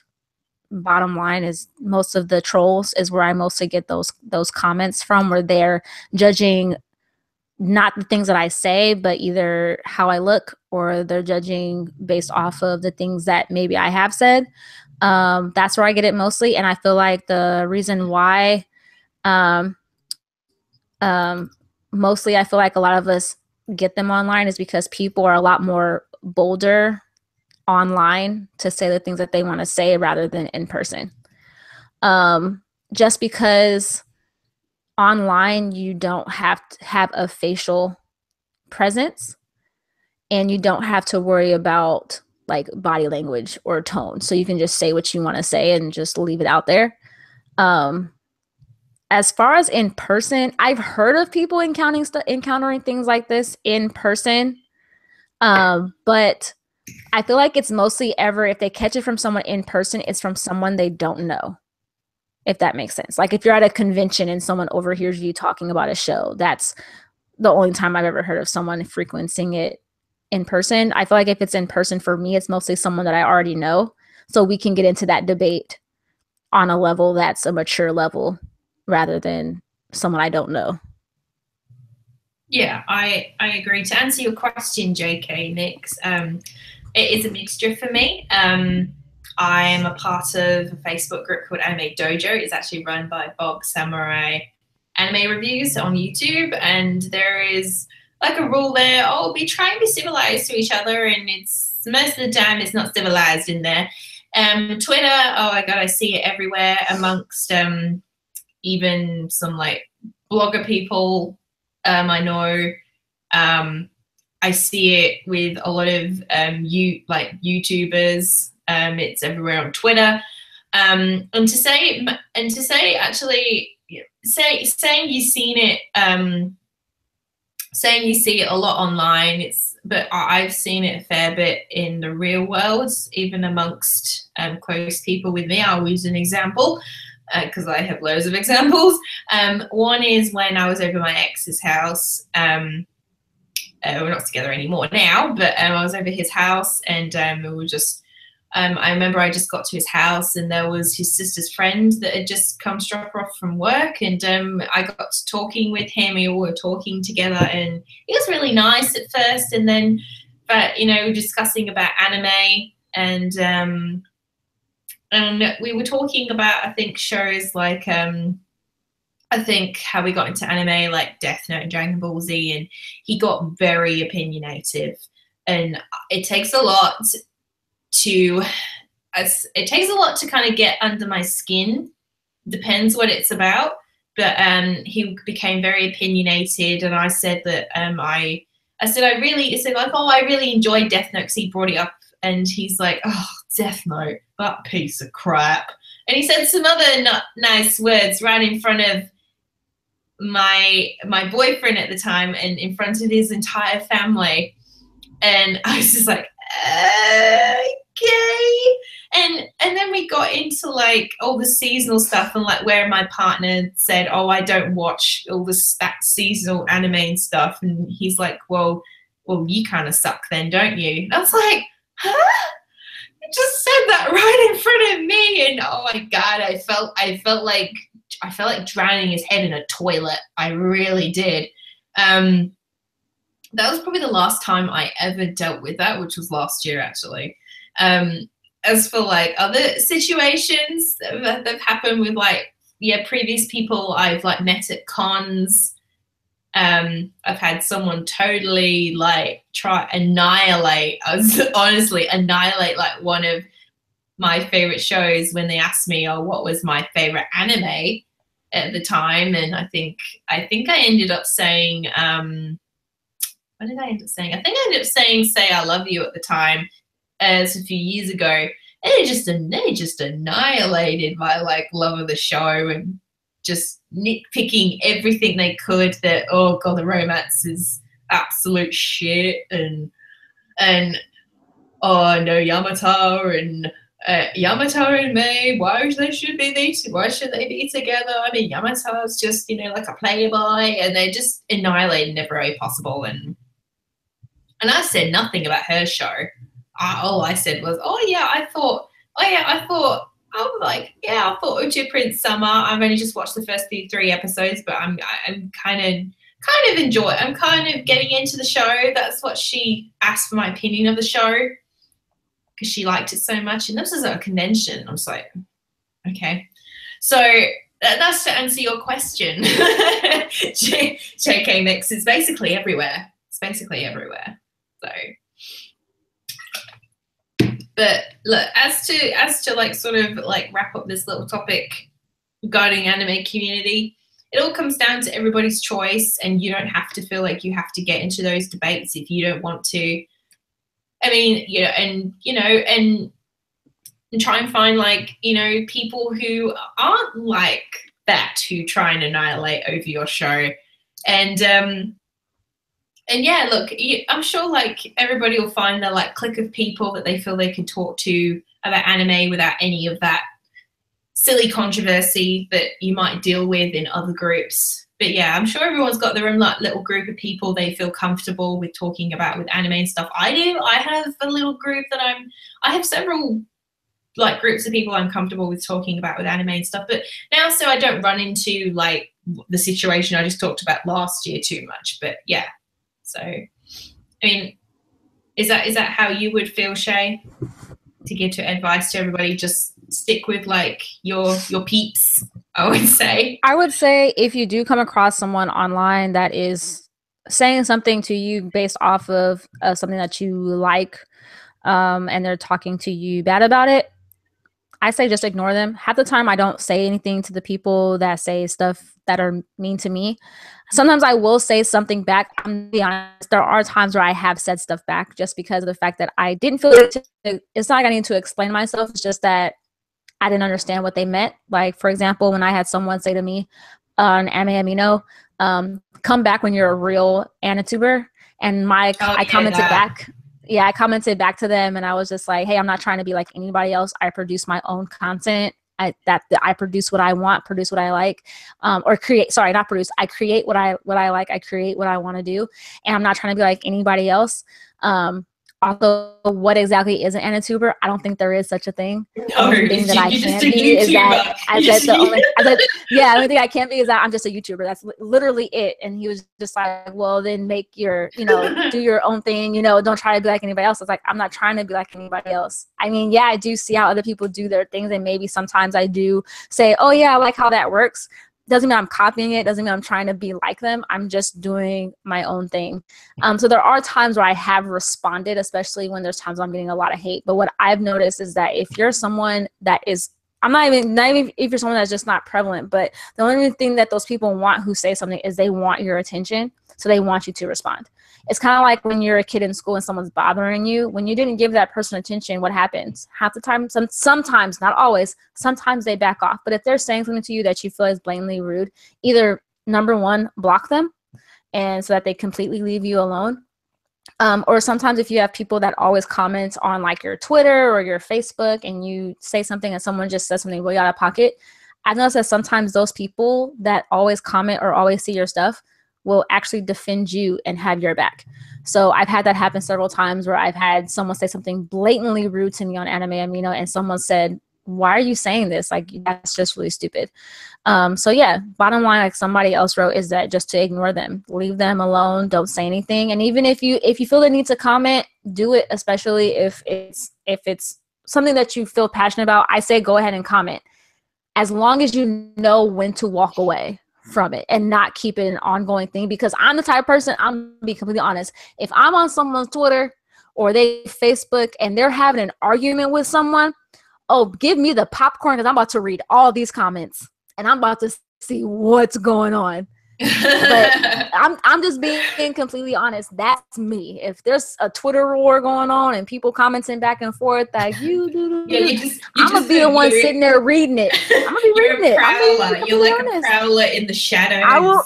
I'm that person that will sit there and read it. But if it's happening to me and you're just saying something that, number one, is already stupid, I'm not going to respond, because I'm not going to respond to stupidity. I'm sorry. There's no point in me responding to this. I'm just going to leave it be, and you're just going to keep sounding stupid.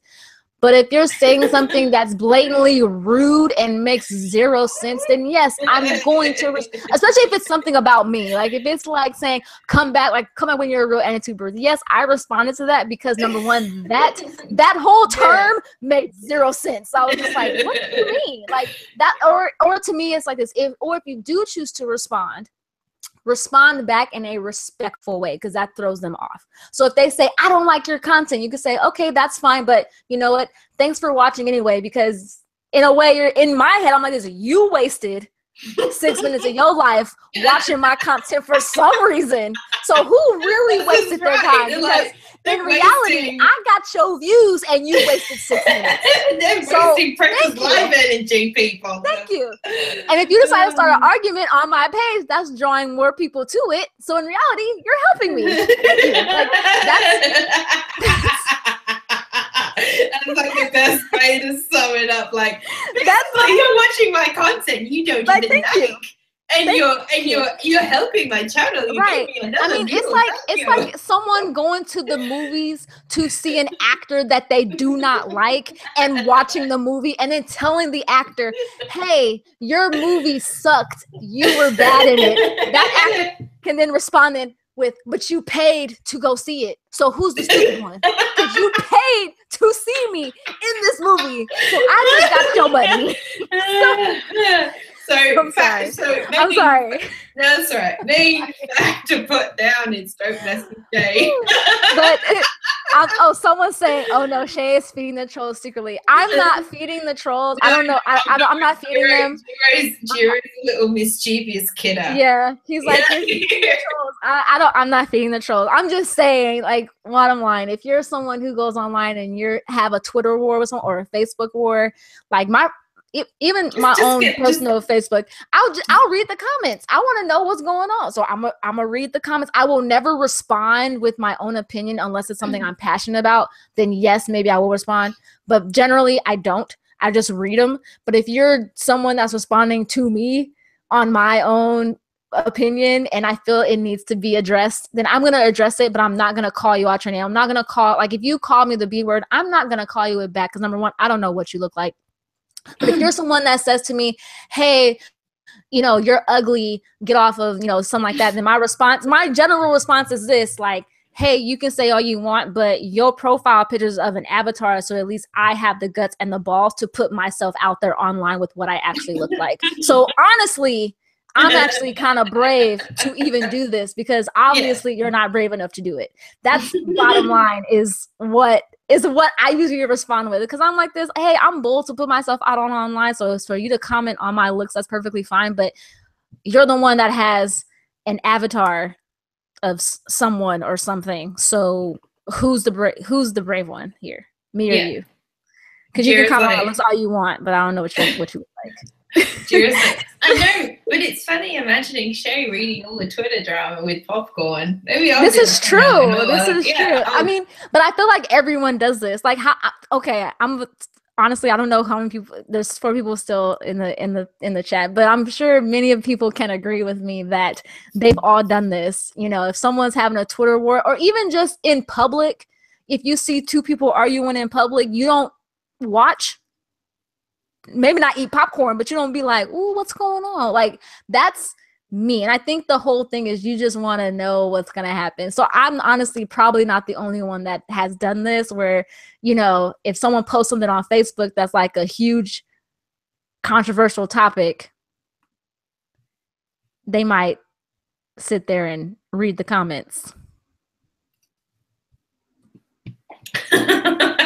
Oh, that's right. Look, I think it's all right. Basically, any trolls, just block them, report them. I mean, it's the most logical thing to do, but I think sometimes we all might need that reminder. We might need. Yeah. Don't lose your head over the trolls. Don't feel bad about yourself. Don't stoop to their level. If you do say something smart, like, or not smart, but say something that's more like a wisecrack, so it shows that you're joking, or however, or just, you know, or if someone gets upset about it, like they're like, how can you do this? I didn't do this for such and such. You can say, hey, well, you can go ahead and do it. Like, you know, it doesn't sweat for me. Like, why are you taking this so seriously? Things like that. If you respond in a way that's very respectful, it definitely throws trolls off. But never feel bad about yourself about something that someone says about you. If they're saying something based off of, like, if you wrote about a topic, if they didn't like your response, what you wrote about it, do not let that stop you, especially if you're passionate about it. If you write about an anime and your review on it wasn't that great because that's just how you felt about it, and someone says you're stupid for what you wrote, don't give up on it. Just move on. Every writer has everybody's gone through that thing with anything. So, yeah. Yeah, we tell it like it is here on Senshi Annie. I think everybody realizes that now. Yeah.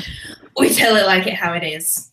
But we are getting to like sort of the last part of our little podcast as usual. So this is a part where people can ask us any questions. Doesn't matter what it is about. It doesn't have to be about what the topic we've talked about. But I'm going to answer a question that someone did ask us. JK Mix asked us on Twitter. Does the industry move from hand-drawn to computer-generated animation affect the quality of the dramatic, comedic, etc. moments in anime? That is a very, very good question, that is.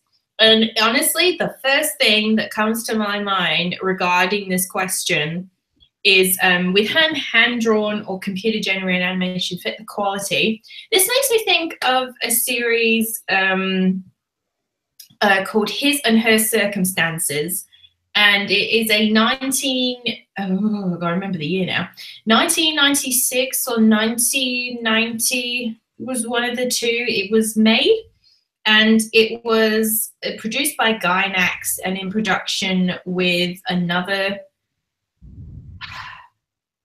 company, which I cannot remember the name of because I reviewed this anime on my blog. I should know. But this series, I think up until, it's a 26 episode series, it's a romance, and up until I think the last 6 episodes, in fact, the budget ended up going down for this show in terms of animation. So Gainax had to end up, they couldn't afford the animation budget for the digital animation. So there's a few clips in like the last few episodes where actually it's been comically hand drawn. It has, and some of the scenes that I remember were in the last few episodes were very serious and dramatic, coming up to the conclusion of the series. Except like probably the last two episodes in between where they're kind of a little bit fillers. I felt like, oh god, this is going to affect like the dramaticness of what is happening between like the two protagonists, which are Arima and Yukino. And there was this really, really sweet scene between Yukino and Arima, and the animation from going digital, it automatically goes to like, was hand drawn. It's going from the perspective of Yukino, of what she feels, how she feels about Arima now. And honestly, for me, it didn't really bother me that everything was comically hand drawn, because the show has got a mixture of that. Because that was only due to, like I said, low budget in terms of digital animation. So honestly, of how that affected certain scenes in the show, it honestly didn't bother me. I actually thought it was kind of cool, honestly. Where I'm talking about that scene that Yukino, of how she feels about Arima, it was nice to see it in a different, I don't know, it was kind of interesting to see it in a different angle. And that it didn't honestly affect the mood or how I was feeling about the series. It honestly still just held it together. It did. But in terms of that's one show I feel it held together. It did. So I'm so glad that you asked that question. It instantly made me think of that show. It did.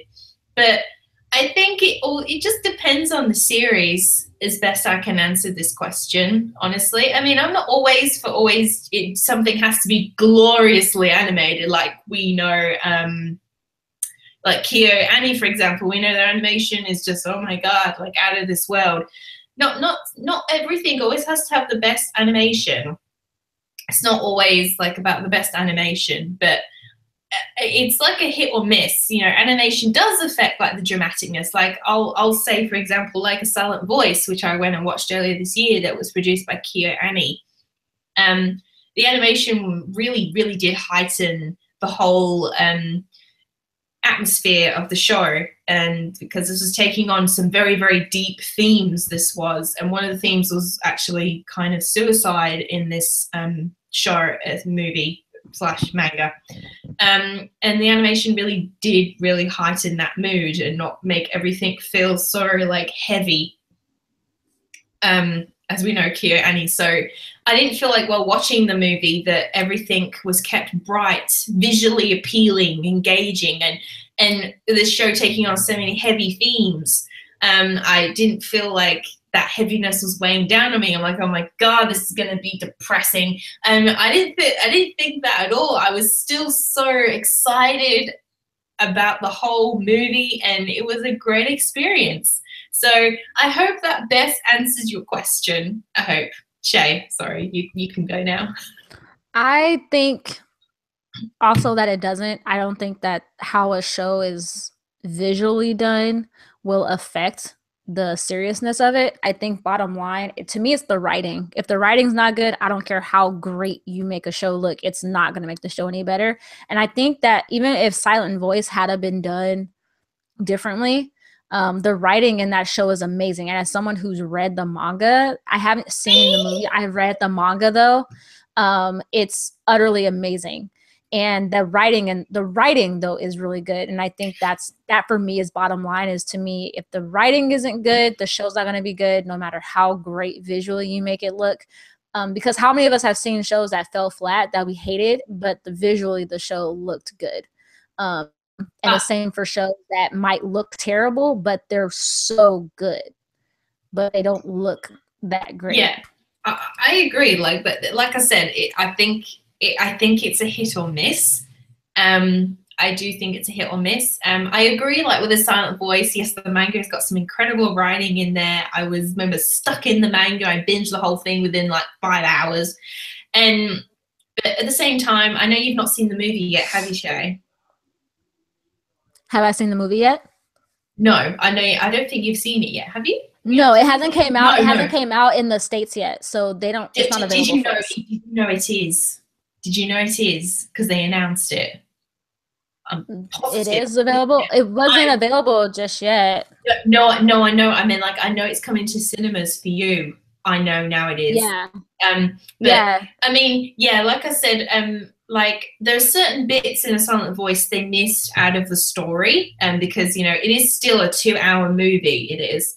And people complained like that they missed a few parts out of the story they did. Well, if they translated the whole manga into that movie, it would be a very, very long movie.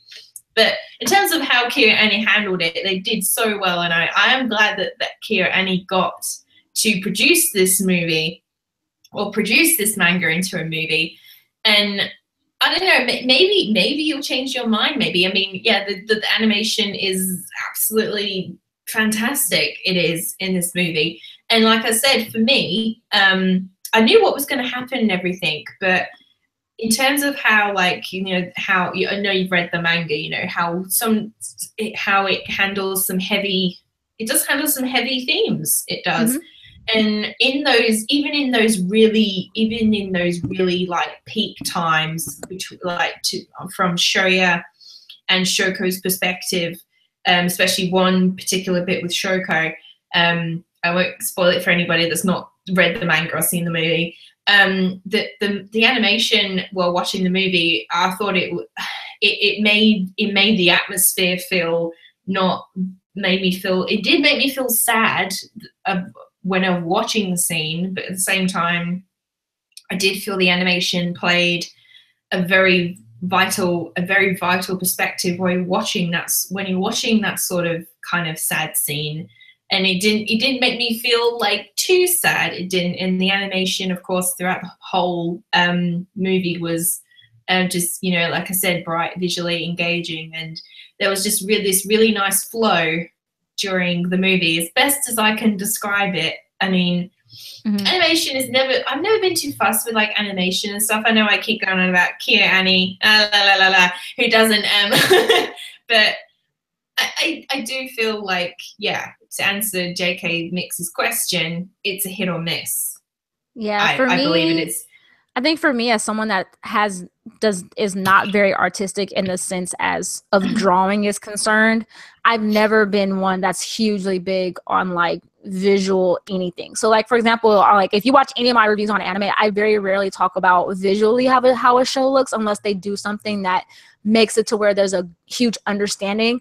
Like in A Silent Voice, like they visually use X's on kids' faces to visually have you understand how closed off a character is to other people. That Agreed. Was beautiful to see. But for me, the biggest thing for me is always the writing.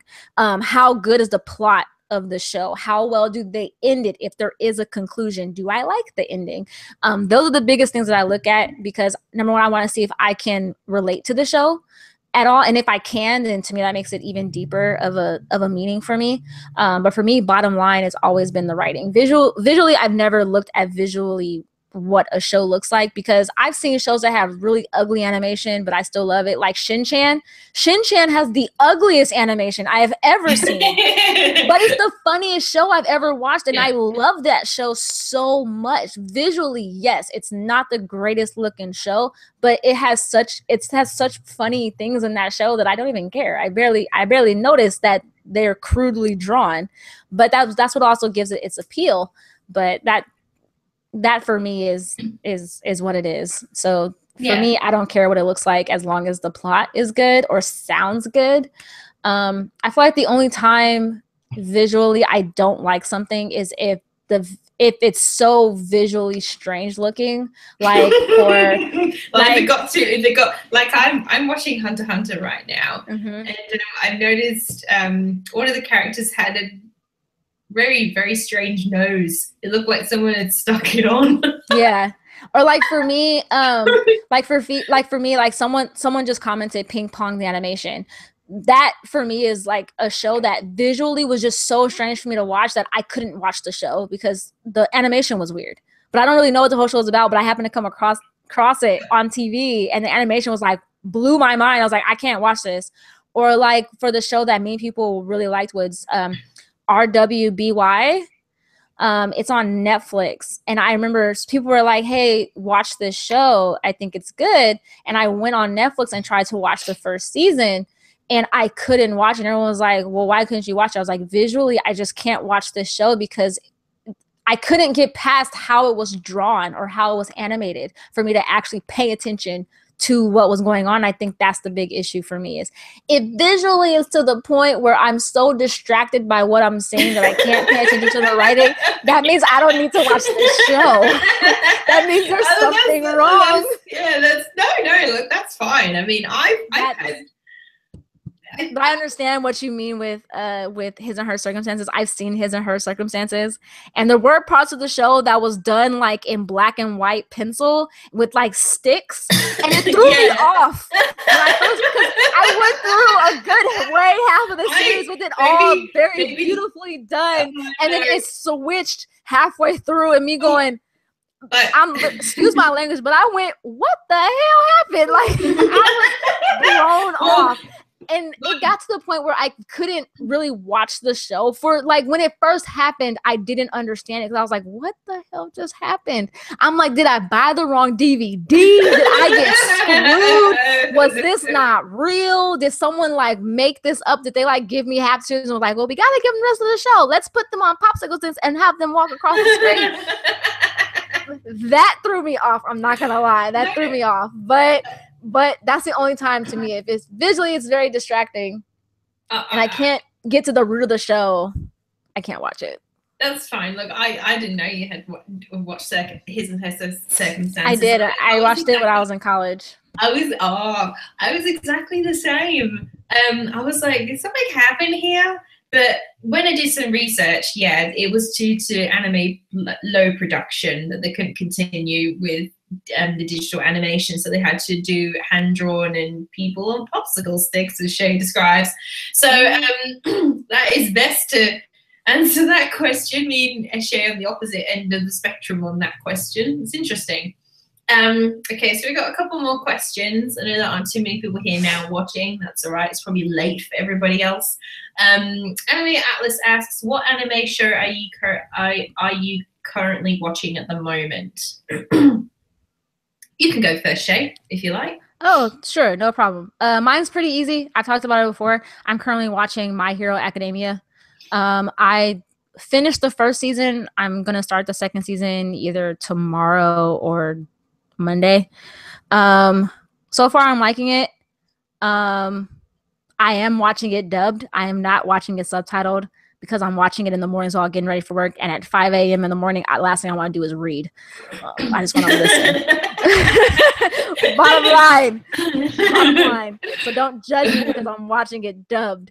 But that's the only show right now that I'm currently watching is My Hero Academia. Probably watch some other stuff once I finish that show.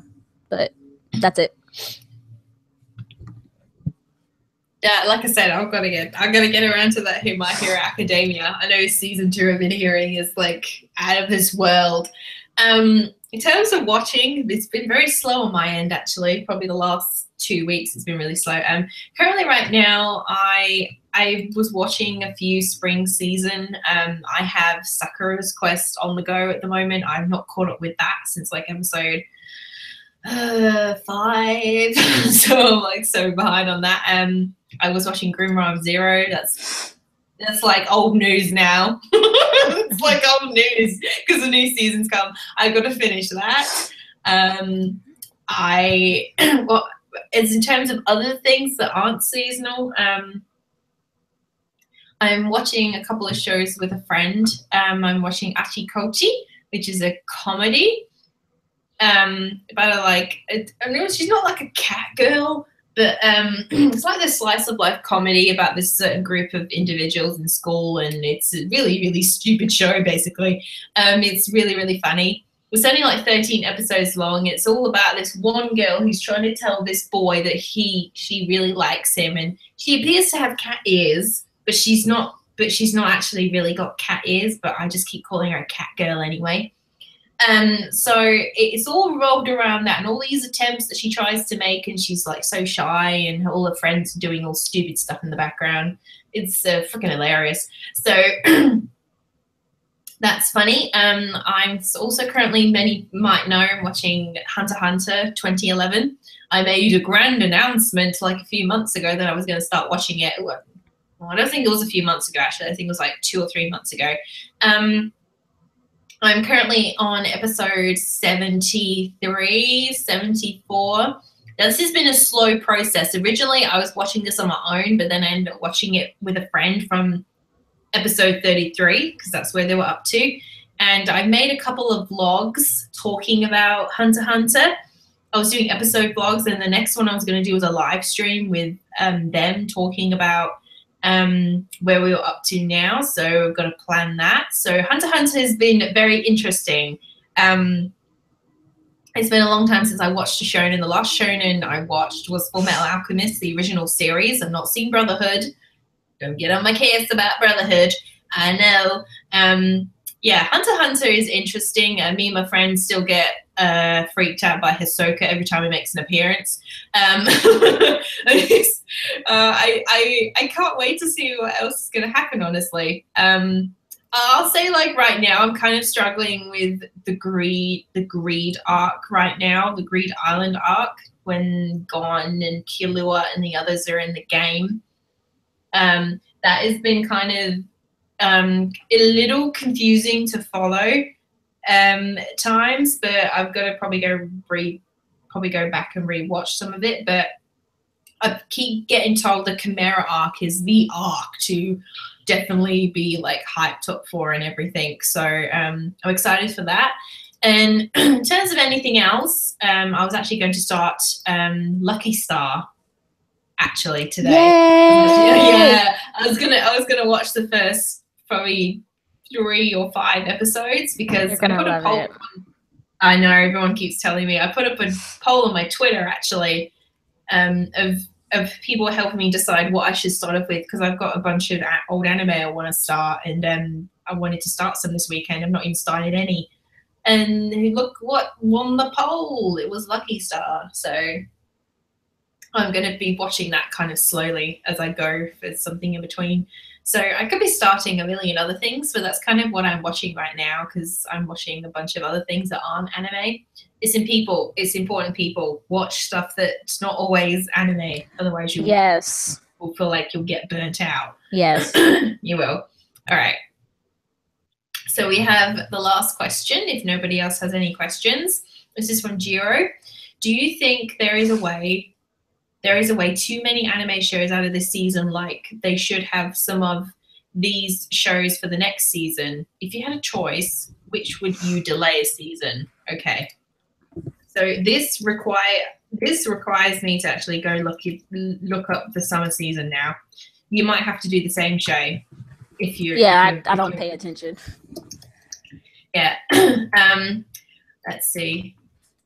If one of the I know there's a lot of shows this summer season, so if you're asking us if one we could delay, okay, all right, what one would I delay? I actually am watching one summer season show. I've not told anybody actually, because it's it's probably not everybody's cup of tea, but it's that Yuri anime. How do I say it?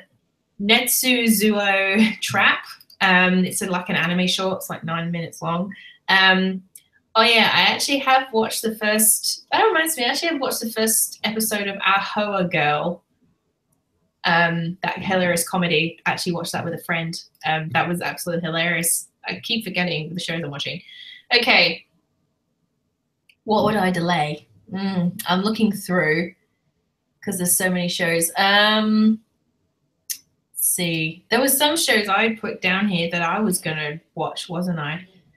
But there's quite a few good ones. If I was gonna delay, I probably it's kind of hard for me to make a judgment because I've not watched any of the other episodes. But if I was gonna go off anything, personally, I would, because there's already too many. It would be the Owa. Oh wait, no, that one's already been delayed. I would honestly have delayed that one about the yokai, which is Enmutsubi no Yokai-chan, which is about these people like a match. They're in in a world where spirits and humans coexist. That one really appealed to me. I would honestly delay that one, but I have honestly not been hearing great things about that series at the moment. So for that reason, I would delay it. I would delay that one. Are you having a look through at the moment, Shay? Yeah. I mean, I know it's kind of hard for you to answer the question. I can't really, I'll be honest, I can't really answer the question because I don't pay attention to when they release new shows. I know, blasphemy, right? I think it's because I don't pay much attention because, like I mentioned before, I usually watch anime after it's aired, unless it's something I really wanted to watch, like, or if it's still continuing to air, like, for example, My Hero Academia, the second season, I believe it seems like it's still airing. And but everything else on here, I actually haven't really read through to see like anything that I would wait for next season. And I think it's hard to say like what shows can really wait till next season because honestly, I'm not in their heads. I'm not in the producers' heads of why they would decide to release it now. That's all right. Well, yeah, that's all right. I don't blame you if you can't ask the question. That's answer the question. That's all right. I know you like to watch your stuff after. I'm honestly probably going to end up doing the same, honestly. Okay, so there's one more question from JK Mix. Oh, this is a good. Oh, I never thought of this question. Since you are both members of OWLS, has the group ever considered holding a public group session on a series of your choosing? No, we haven't actually. And for us to actually hold something like that, we would have to get all the time zones in the world right. Because there is a lot of us, there is a lot of members. Maybe I'll put up the idea to the group, but it would, yeah, in terms of getting us all together in one like place at the same time, it'd be difficult. It'd be really, really difficult. Because time zones and stuff. Probably can only get maybe a few of the members, not everybody. Probably only like a few. Yeah. Maybe we actually do have a YouTube channel. We have the OWLS YouTube channel. So we do like an end of month live stream talking about all the blog posts that have come out during that month regarding the topic. So yeah, it's a possibility. Jira's like, sorry, I gave you a toughie. Jira says sorry, Shay. No, it's okay. It's all good. I don't mind the tough questions. I think it's just because I just don't read stuff through. I don't look at stuff very often. My schedule gets busy. I know it's all right. I know you're very busy. But the struggles of being an adult. I know the struggles of being an adult. But in terms of this podcast, guys, I think we're gonna wrap it up now. We are. I know we've gone on for a good while this time. I think it's been a while since we've done a really, really long one. But I know this topic was gonna be a bit of a mammoth one to kind of go over the things we wanted to go over. But look, hope you guys really enjoy this podcast. Can't say when the next one will be. You just gotta follow us on our Twitter, which is @Senshi Anigirls. That's where all the updates and everything happens. So follow us on there. All the links, all the links that to me and Shay's, the stuff we do, is down below as per usual. And anything we mention in this podcast, I will leave a link down below for you guys as well. But I know you probably could just go Google it yourselves, but I will save you the trouble. I'll link it down below. And yeah, look, if you ever have any topics you would like us to discuss, then please feel free to.